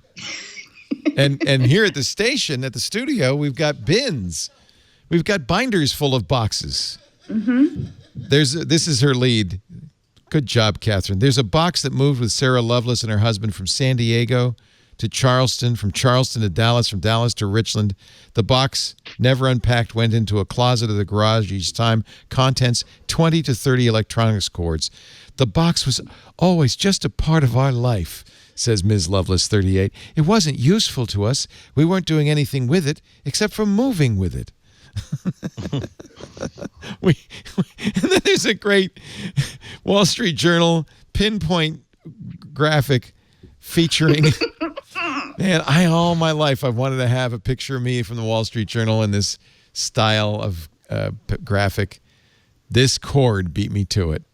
There's got to be somebody in the audience that knows how to do those and can make one for you. Oh, man, I love that. Never let me go, it says, as the caption. I just thought, wow, the Wall Street Journal really knows me. But apparently I'm You're one of many. So good for the EU. I think this is part of what they're trying to get rid of. Look, you can see that's a micro USB cable right there. There's a mini headphone jack right there. This is what I have a lot of. And part of this is the industry that never labels those bricks. Yeah, they never label the bricks, so you have no idea what that goes to. No. Someday I'll have the That's why you have to discipline. keep The best all of bet it. is to if you can read that really tiny fine print that's silk screened on the wall wart with what the wattage is and the voltage, and then hopefully you can. Yeah, but find then you some need device the that matches that. polarity. Then you need Well, they the also tip. have a little polarity diagram on there. Yeah, and then you need to know the sun. Yeah, this is my life right there. I have two or three old cable modems sitting around somewhere, and several old routers that have been retired, including an old Linksys 54G somewhere. Someday it'll be a collector's item. I just feel like I know that I'm going to at some point find, for instance, and that's the other side of this equation. I have a hard drive that needs a power adapter. I, for the life of me, can't find. Yeah. It's not in that box. Georgia, is there? You need a video. You need an anxiety video, anxiety-videos.com for getting rid of the boxes. You could be the Marie Kondo of tech. No, you see, I wouldn't be good at it because that's why I have a box of all of the cords and I have a box of all of keys, because you never know when you need to open that one thing, you have to go to this box and go through whatever 100 keys that you keep, because you never know that you're going to need to charge that little tiny cute BB-8 Sphero at some point. And what does it use? Where did you find it? Where did you place it? I would like for it all to be in universal so I can just keep a few of them and throw everything else away. So EU help me out in a few years. I'm laughing right now because it reminds me. I had a NOBUS Tog, the little sort of Wi-Fi connected space bunny. Yep. And I'm purging the garage. Does that still work? I got rid of them. What was so funny is Jim Lauterbach, my old boss at Tech TV, before I started working full time on the screensavers, he and I each had a couple of them. And there's been in the last few months, there's been an open source project to put a drop-in board that makes them sort of like Wi-Fi enabled and usable again in the 21st century. And I was like, oh, if I'd only held on to it for another 3 weeks. I remember you and Robert on whatever was the Rev 3 predecessor of TechThing or TechZilla. You always had that thing on the table there between you. It was the weird. Oh, that was probably like DLTV, but it was such a bizarre thing. And it became, at one point we had one running for like months in the background, and it would just occasionally chirp things and its ears would move. And it was like simultaneously the dumbest and the best thing ever. It was like somebody's crazy ass art project that actually scaled and shipped. It would do text messages, it would read at you, it would do email, and it would just sit there blathering in the background. And it was strangely soothing just to have it sitting back there. And then its ears would go back like an angry cat. You'd always be wondering what was going to happen next. I had a weird... It's what the Internet of Things should be, not poorly secured routers and weird thermal devices. I had a weird DLTV experience a couple of days ago, believe it or not. Oh, no. On my Plex, I ripped a bunch of Dick Cavett Show DVDs. And for some reason, the Plex identified them all as DLTV. I got nothing for it. so and I kept, it's fine. I know what they are, but it's like, what? Huh? But it was even a weird coincidence. Like, oh yeah, I know that guy. I love Patrick. He's no Dick Cavett, but I would agree. It was a very strange thing. So there was a good article in the Atlantic. This must be the kind of thing that reporters write at the beginning of a new year as they talk about boxes of cables and stuff. This is from Robinson Meyer. What the death of iTunes says about our digital habits. We started the 2010s with our obsessed with our electronic hygiene, and it ended up a nation of digital hoarders. And actually, it was early in the decade when Gmail arrived that this all began. Gmail said, stop deleting email. Stop cleaning up your email. Have unlimited space. Just put everything in there. Leave it all. Don't delete anything. Just use our great search, and you'll find the file you need. It was in counter. I bet you, Georgia, are you still an inbox zero person? Yeah, my inbox is pretty great right now, but I have to say, but I think I'm questioning this. We started out with I think we're hoarders by nature, period. Anyway. I think that we were obsessed with it because we had to. But you remember that whole thing about Inbox Zero, where, the whole idea is every day you would religiously go through every damn email you had received and handle it in some way, delete it, archive it, assign it, respond to it. And at the end of the day, you'd sigh a great sigh of relief. And you'd tweet it too. I am Inbox Zero. And then it got so onerous that people started declaring email bankruptcy. Remember that? Where you'd say, there's no way I get to your email. So in order to get to Inbox Zero, I'm just going to delete everything. I'm not going to even look at it. And I'm going to announce to the world, I have declared email bankruptcy. If I haven't responded to you, I'm not going to send me another email. Now it's just like, I talked to somebody on the radio show today who had 93,000 emails in his inbox. I'm looking at my Gmail inbox right now, and there's 58,000 in there. Yeah. But there's only like 5 or 6 that are unread. And actually, the thing that has been the best thing for helping me manage my inbox, because I don't delete most of the stuff. Most of it just stays in there, but it's almost all been dealt with. But my smartphone helps me to triage that stuff. On Android, I can delete a message directly from the notification, so I can glance at my phone. Okay, read the subject line, who it's from, delete, and I triage a lot of stuff right from there without ever even looking at it. And then.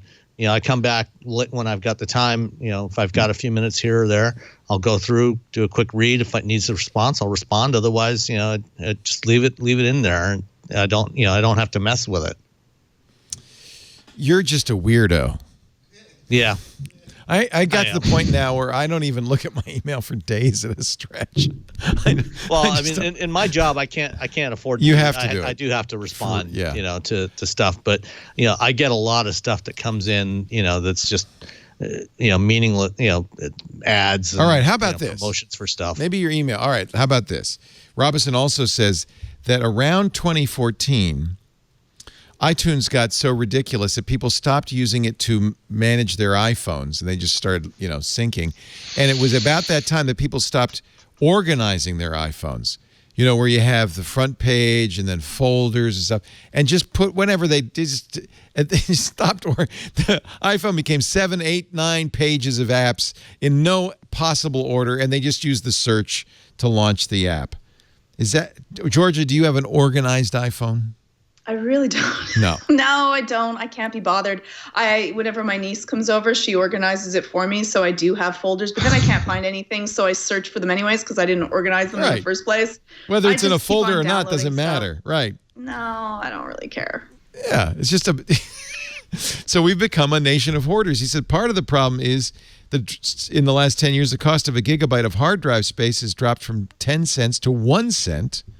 I just bought a 16 terabyte hard drive for under $400. 16 terabytes. That's like the Library of Congress on my hard drive. And then it was so much fun, I bought a couple more. So my NAS now has 30 terabytes of storage. I don't know. I don't ever have to throw anything out ever again. So is that what's happened? Is that we've finally relaxed into our hoarder. What makes I think we were all in our hoarders anyways. We just couldn't. We had this crazy notion that in the digital world, at least, we could keep order, and then I think we had to. We couldn't afford. We couldn't afford to not. So we were forced into it. Yeah. And now our true nature has just once more emerged. Yes. Patrick? I don't know. My problem is I think he makes a bunch of valid points in this, especially, Gmail getting people used to be like, oh, just search for it and eventually you'll come up with the right set of vectors to get the thing you want. You don't have to, don't just leave everything where we can search it. It'll be fine. But, part of the reason iTunes died is because iTunes was always a tremendously difficult product. It was awful. Yeah, he calls it all sorts of names in this article. And I remember I remember I recently moved back to iOS after a while on Android, and I remember being like, oh, they deleted the part of iTunes that would allow me to arrange all the icons on my page because, of course, they wanted to get rid of iTunes. And now I have to sit there and drag things and just being like, this is so irritating. But it is what it is. He says, because of that, each of us, quote, has become a wanderer in a sea of content. Each of us adopted the tacit but still shameful assumption that we are just treading water, that the clock is always running and the work will never end. Oh, my God, that's depressing. But so true. But so true.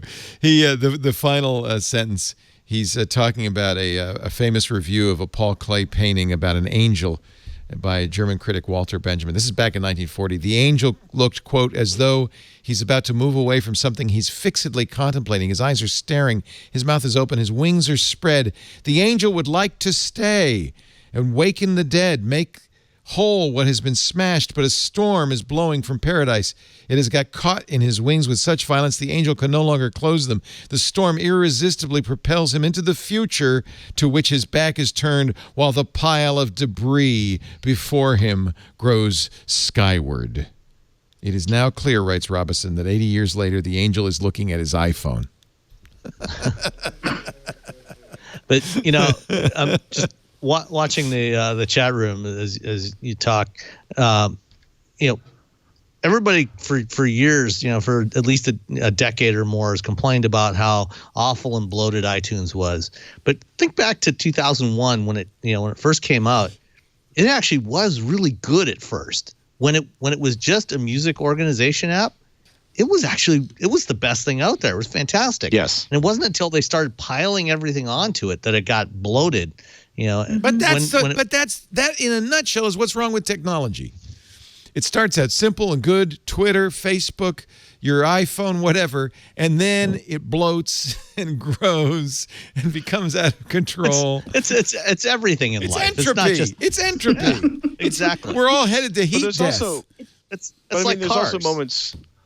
Like there's moments that one of my favorites. At one point, they redesigned the interface of Gmail, but they didn't really redesign anything. But they did change all of the icons and shifted a couple of them. And I literally had to search around until I found the spam button. Yeah. And then I'm looking at this and I'm like, okay, this was done. Why? It didn't. Yeah. Because somebody had to book some hours on their timesheet. We've redesigned it. It's better. It's new and improved. That's right. We made the most important icon on your mail, your mail app more difficult to use because you can't find it until you. It's just the tech industry's version of Punch the Monkey. They just they're just moving it around. In my engineering days, working on electronic control systems in cars, we had a term for this. We called it creeping featureitis. Yes. Yeah. It's still the same term, right? Yep.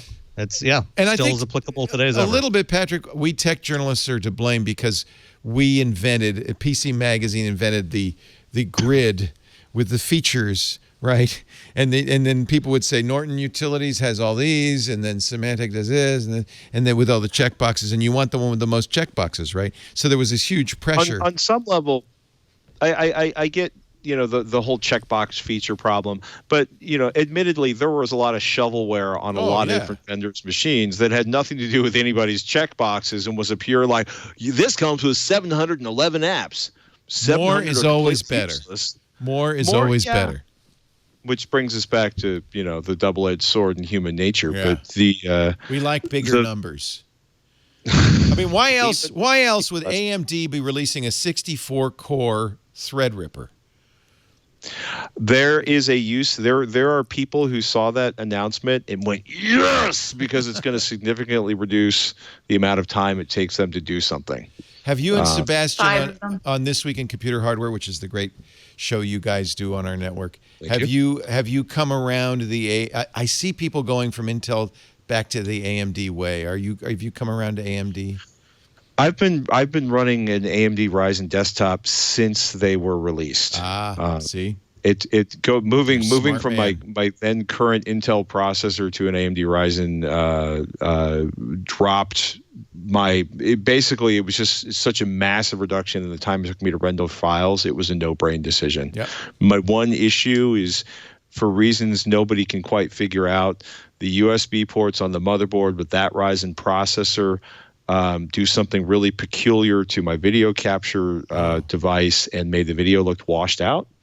But in terms of, editing video, computing, gaming, everything else, it was a staggering amount of performance for the money compared to an Intel part. And that gap is widening, isn't it? Well, what's going to be interesting is the big announcement. Last year was crazy. There was so much PC and especially PC gaming news at CES last year. This year, NVIDIA didn't present. Intel Intel presented, but they didn't have any presence on the show floor. AMD though announced that they Ryzen 4000 processors, and they are essentially gunning for the laptop, Intel's laptop market, which is a big deal. I am really curious to see what the performance on those processors look like, and which of the manufacturers will adopt them. When does that series come out? What was the time frame? Not soon enough for all of us at This Week in Computer Hardware. Very interesting. Well, I'll be watching, learning about the hardware. I'm coming to you from a Ryzen 5 as well. So I thought you were a Ryzen guy. You just looked like it.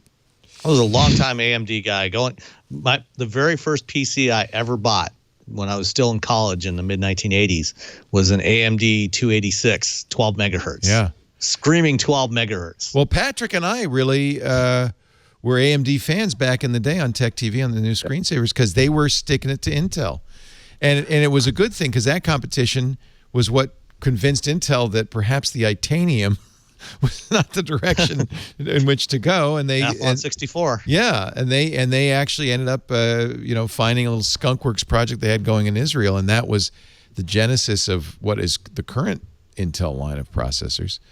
But and it was thanks to AMD that those prices stayed low and the power went up, and now AMD's doing it again, which is great because they went through a kind of a fallow period. Had a few lean years. There's the term. Another Wall Street Journal story, Anna Maria Andreadis, cash, plastic, or hand. Amazon envisions paying with a wave. They want to put checkout terminals in brick-and-mortar stores that allow shoppers to link their card information to their hands. It's not just a palm reader, but I guess these cameras are fast enough and accurate enough that a wave would be enough. Amazon's discussed the project with J.P. Morgan Chase & Company, Wells Fargo, Synchrony Financial, enabling consumer credit card accounts to work with hand terminals. It's interesting. They have a patent for a non-contact biometric identification system. The only problem I have with this is the same problem we talked about with face recognition and fingerprint, is you can't change your hand. You can change your credit card number easily, and if it gets compromised, no problem. You can't change your hand, your palm print. What do you do? Plus, now you're going to be searching through all your social media. If you had any really great quality pictures of your palm, then someone else can tech up and be able to, suddenly be buying Teslas on your dime. Yeah. Well, apparently it's pretty easy to just buy it when your phone is sitting in your pocket and not be able to get a refund. Oh, really? Is that story? Yeah. Apparently, people have been accidentally buying the full self-driving option. Apparently the way the app, maybe they woke up at 4 a.m. and instead of installing a wiki, they bought full self-driving. Yeah, I've done that. Who hasn't? Let's see. SIM swapping. Did you see this CDNet article? Now, I've seen some people poo-poo this, but this was a Princeton study in which they bought prepaid mobile cards, services, testing 5 major U.S. providers to see if they could trick the humans at the call center into changing a user's phone number to another SIM without providing proper credentials. According to the team, AT&T, T-Mobile, TracFone, U.S. Mobile, and Verizon, I don't know where Sprint is in this, but everybody but Sprint, were found to be using vulnerable procedures with their customer support centers. For instance, and here's the flow, you call up the CSR, you say, I'm a victim. and I need a SIM swap on my account. They say, okay, what's your PIN number? You give them a PIN number, 1234. They say, no, that's not your PIN number. Oh, crud. Did I write that down wrong? I'm sorry. I must have screwed up. Okay, no problem, says the customer service representative. Can you tell me 2 numbers you've dialed on your phone recently? This is literally how they do that. You can provide those numbers, perhaps because, you tricked somebody into dialing numbers. In some cases, they even ask you, can you tell me 2 inbound calls you received? That's really easy. And then they say, oh, that is you.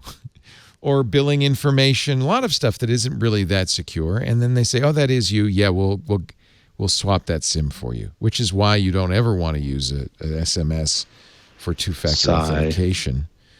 When providing incorrect answers to personal questions like date of birth or billing zip code, research assistants would explain, oh, I've been careless at sign up. I can't recall the information. These call center operators are required, based on their procedures, to move to another mechanism. In some cases, you'd say, what's a date of your last bill? And if you get it a little wrong, they say, no, it's you're getting warmer, no colder. They're helpful. They want to help you. The problem is they also help the bad guy. So this was not surprising to me, but just a little word of warning. It's pretty easy to do. Because they don't want to be yelled at. They're service. That's right. They're customer service representatives. Painful. They're trying to serve you.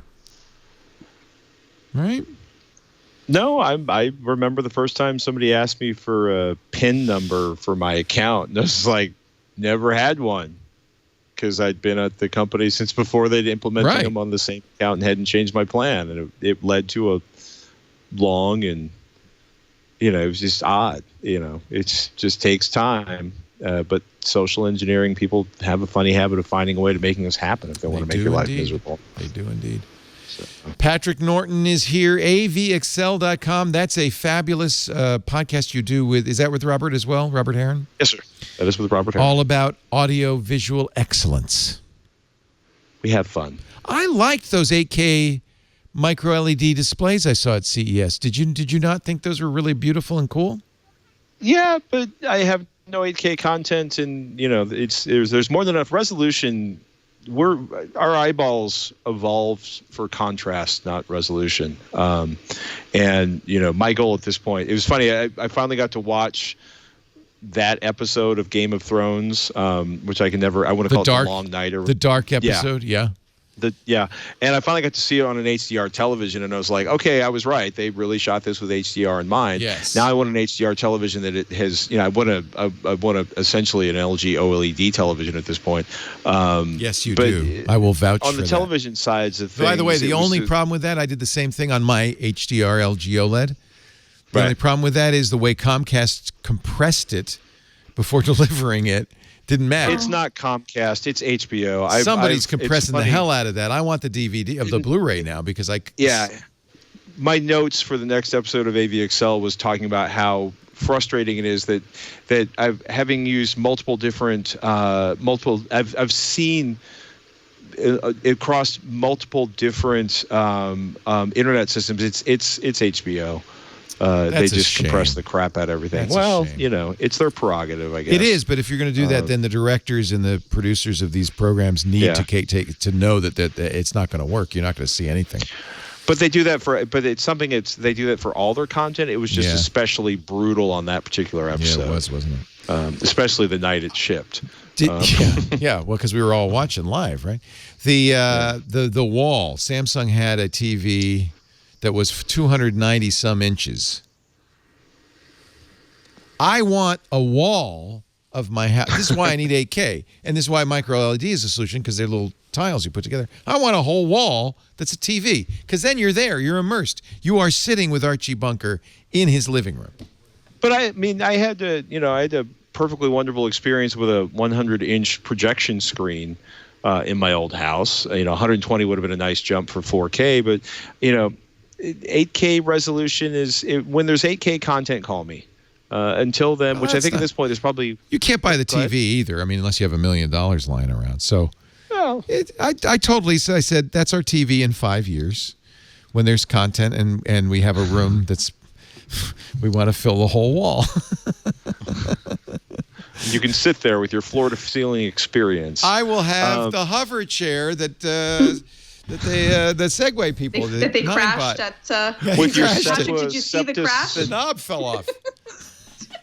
No, right but my wife got a story on that. Was like, she's like, they built the chair from Wall-E, and all I could think was like, does it come with a sesquicentennial cupcake in a cup? I hope so. Septuacentennial cupcake. And it's going to have the giant wall TV, and it doesn't have. I can just. Yep. I can't wait. Forget your either. VR rooms. I gotta have. No, I would be all in for both. Yep. Then I could play VR in the chair. Yeah. See? Yeah. Yeah. Now we're cooking. Perfect. That's then you never have to worry about tripping over anything. I always want to say that's Sweet Georgia Brown, but it's actually Georgia Dow. So Sweet Georgia Brown, she's senior editor at iMore, but don't forget anxiety-videos.com. That's where she and her partner create the best videos on parenting, on sleep, on anxiety, stuff that just really useful. I have the whole set, and I'm thrilled. Thank you for sending that to me. Really neat stuff, anxiety-videos.com. And, of course, Sam Abul-Samad. He is my car guy, principal analyst at Navigant Research. And he's sitting on is that Lake Michigan you're sitting in front of? Grand Traverse Bay. Grand Traverse Bay in Traverse. It's beautiful. That's where Kate Patello lives. Yep. She moved there, with Ray. Our show today brought to you by IT Pro TV.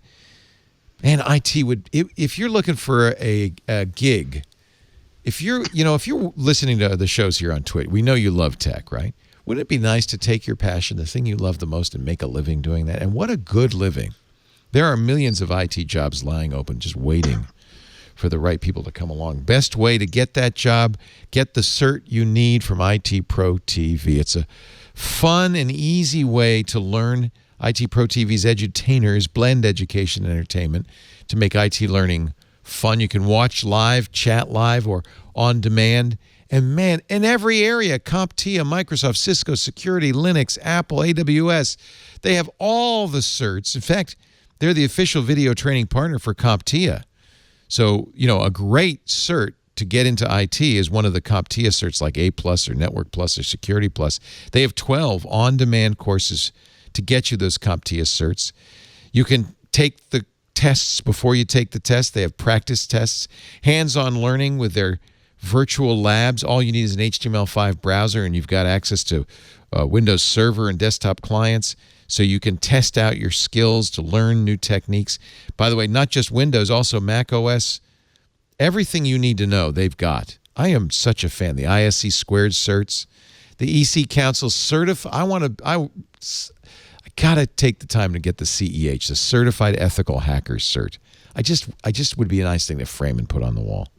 Explore all those IT career paths available to you, like entry-level systems administration, desktop support, cloud technology, and let's not forget security. There's a huge demand for IT security professionals out there, and the best way to learn right now, IT Pro TV. They even have one-on-one coaching services if you want a little hands-on support. That's available to premium members as well. Become part of the IT Pro TV family. The standard membership is very affordable, costs a lot less than a technical school, less than the materials you'd buy at a bookstore, and that's the video-only plan. Then there's a premium membership that includes the videos, all the on-demand videos, all the live video, plus the labs, the practice tests, the one-on-one learning coach. IT Pro TV. Oh, it's time. It's time. And if you're already in IT, what a great way to keep your chops up, learn new skills, get a better job or a raise. itpro.tv/twit. Use the code TWIT30 and you'll get 30% off. And not just for a little while, but for as long as you use it, as long as you're active. TWIT30, 30% off. IT Pro TV. Build or expand your IT career and enjoy the journey. Great folks. I love them. IT Pro TV. itpro.tv/twit to find out more. I'm a little worried about Section 230. Are you worried about Section 230? Now Joe Biden is going after it. Joe did a interview with the New York Times editorial board. There's a very long, detailed transcript. In much of it, I was impressed by his command of the issues and his thoughtful, suggestions and policies. But then as you get down towards the bottom, they start talking, and boy, the bottom is a long way down. I need to scroll fast.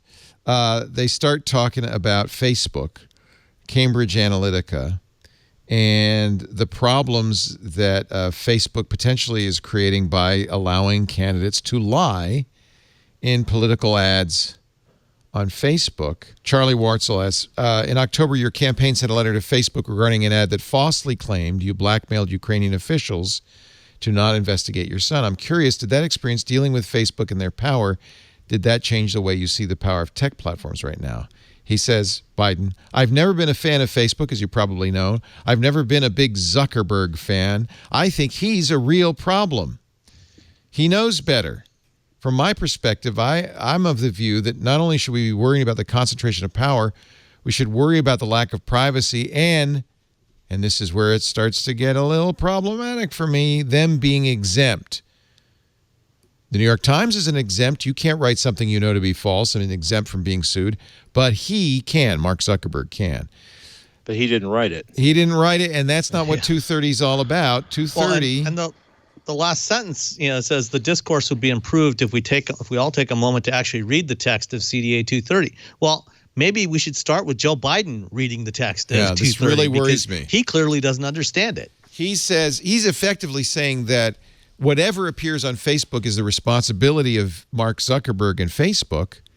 They're a publisher, and Section 230 of the Communications Decency Act says online platforms aren't held liable for things their users post on them, any more than the phone company is held liable for the conversation you have on the phone. That is really important to protecting the internet. If for instance, I'm responsible for anything anybody says on our forums or in our chat room or in our twit.social Mastodon, I'm going to take them all down because I can't be held responsible for it. I'm not. It's an open forum. And it's impossible to moderate that. Imagine, now multiply that times 1.5 billion users.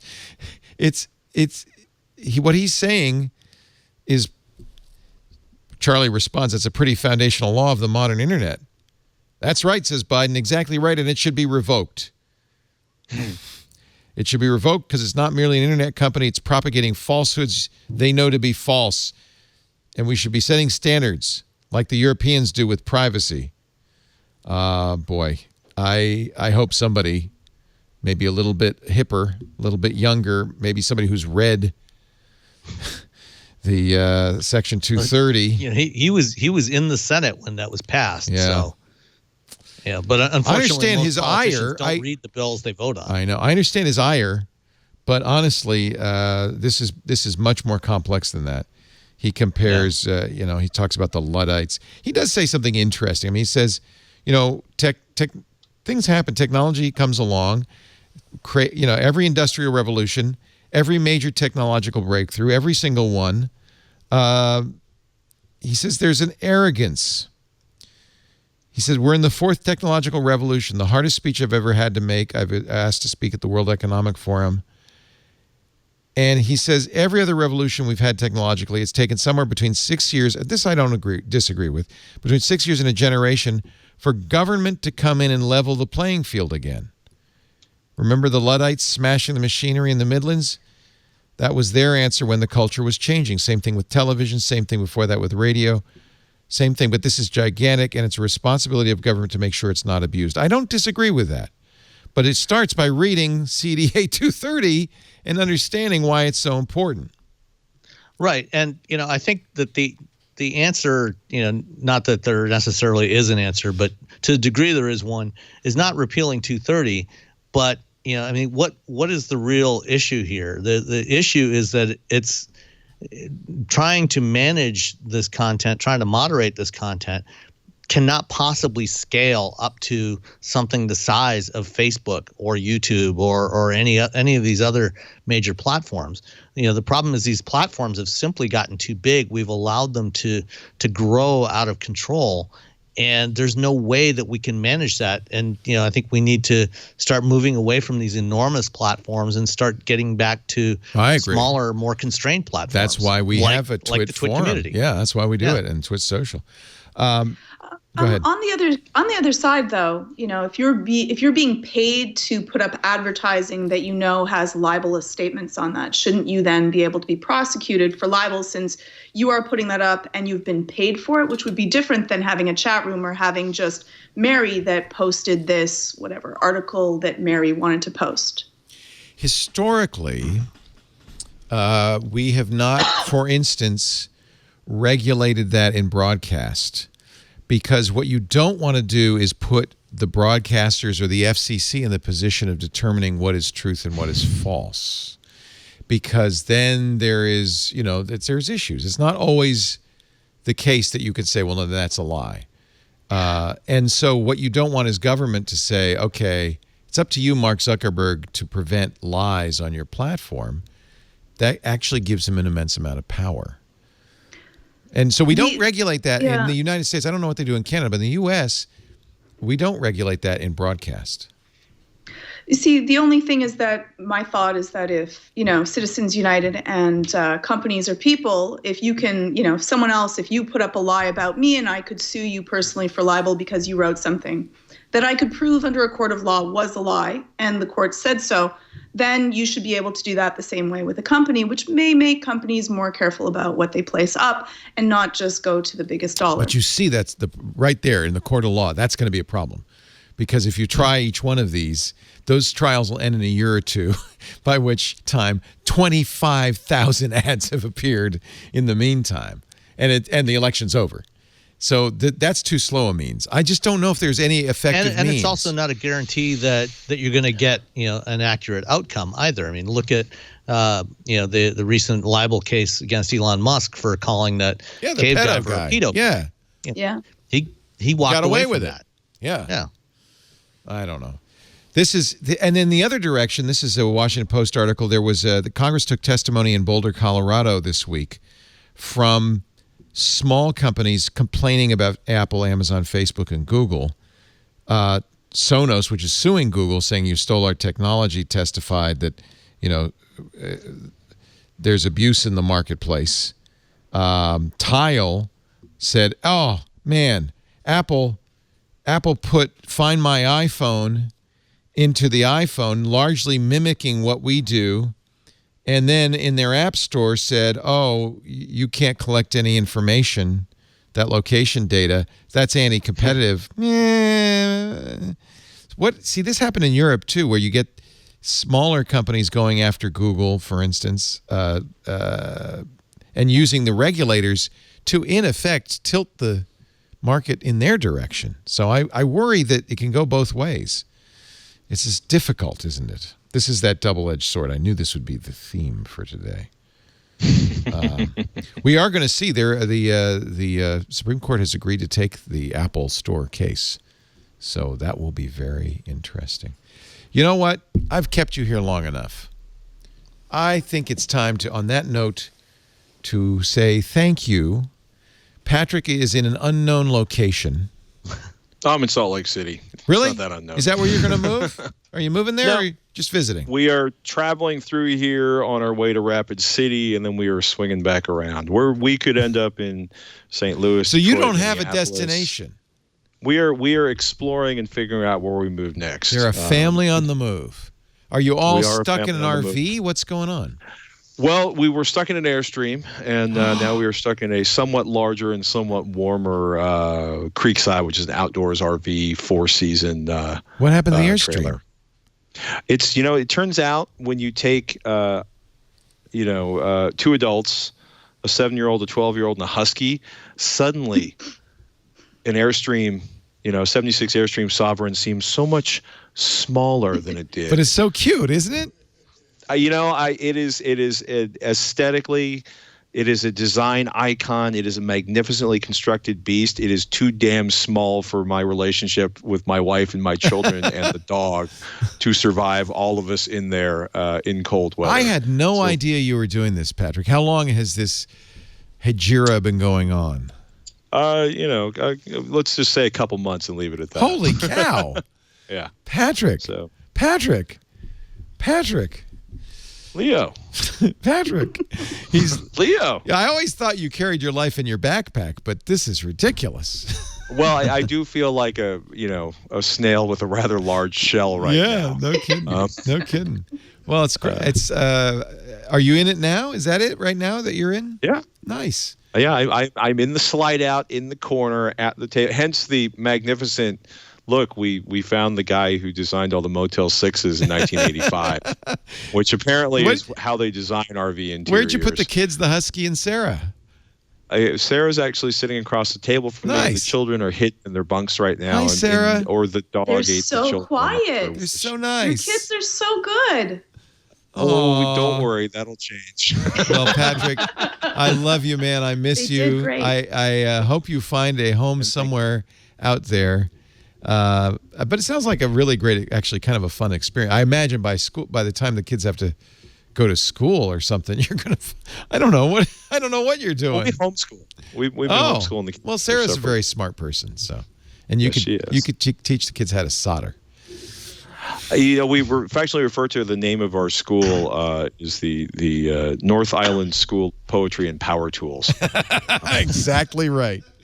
Thank you, Patrick. The kids need to be able to write an essay. They got to be able to do math. They have to understand history, and it would be nice if they could operate wrenches and various and sundry other things. They're getting a better education than I did. That's awesome. avexcel.com for Patrick's podcast, and of course every week with Sebastian Peak on This Week in Computer Hardware. Thank you, Patrick. Great to see you. Thank you. Thanks for having me. Thanks to Sam Abul-Samad. He's my car guy, and he's also apparently Navigant Research's car guy. He's principal analyst there. Also, a great podcast, Wheel Bearings at wheelbearings.media. And I hope you're enjoying the beautiful warm weather in Detroit right now. Yeah, I would if we actually had some, but had to really bundle up to take Daisy for a walk today. So. Oh man, great to see you. I'll see you next week on the Tech Guy Show. Yep, and I'm actually heading out to San Francisco tomorrow for to drive something fun. No, Cruise Automation, the company that GM owns is developing their autonomous driving system, is having an event on Tuesday. To self-drive, and they're going to be making some announcements. Cool. Yeah, maybe just go for a ride in something. Thank you also for your great assistance at CES. We really saw some fun things with you, including my next vehicle, I think, the Mustang Mach-E. That was a lot of fun to get that tour. That was fun doing that with you and Ant. That's really cool. Yeah. Thank you, Georgia Dow. I miss you. I hope everything's going well in Montreal now that you've relocated. Yes. Senior editor at iMore, owner of 4 VR rooms, soon to have a wall-sized TV. Anxiety-videos.com. Anything else you want to mention? No, that's about it. Come back soon. Great to see you. I have a football game to watch, so I'm putting on my hard hat. If you didn't watch the video today, you missed. I look like a padded gold lame construction worker, I think is. At the beginning of the video, you looked like you were a wrestler. I could do both. That would be a very strange combination, but it's possible. We do this show every Sunday afternoon around 2:30 Pacific, 5:30 Eastern. That's 22:30 UTC. Oh, that is a weird combination. You're the newest member of the Village People. I don't know what the hell that is. It looks like something out of a Stephen King nightmare. If you want to watch live or listen live, twit.tv/live. You can also join us in the studio like Pete did. All you have to do is email tickets at twit.tv. We'll put a seat out for you. And, of course, on-demand versions of all of our shows available at our website, twit.tv or YouTube, or best thing to do, subscribe in your favorite podcast application. That way you'll get the show the minute it's available in plenty of time for your Monday morning commute. Thanks, everybody. It's been great. We'll see you next time. Another Twit. is in the can. Ah! You scared me. Doing the twit.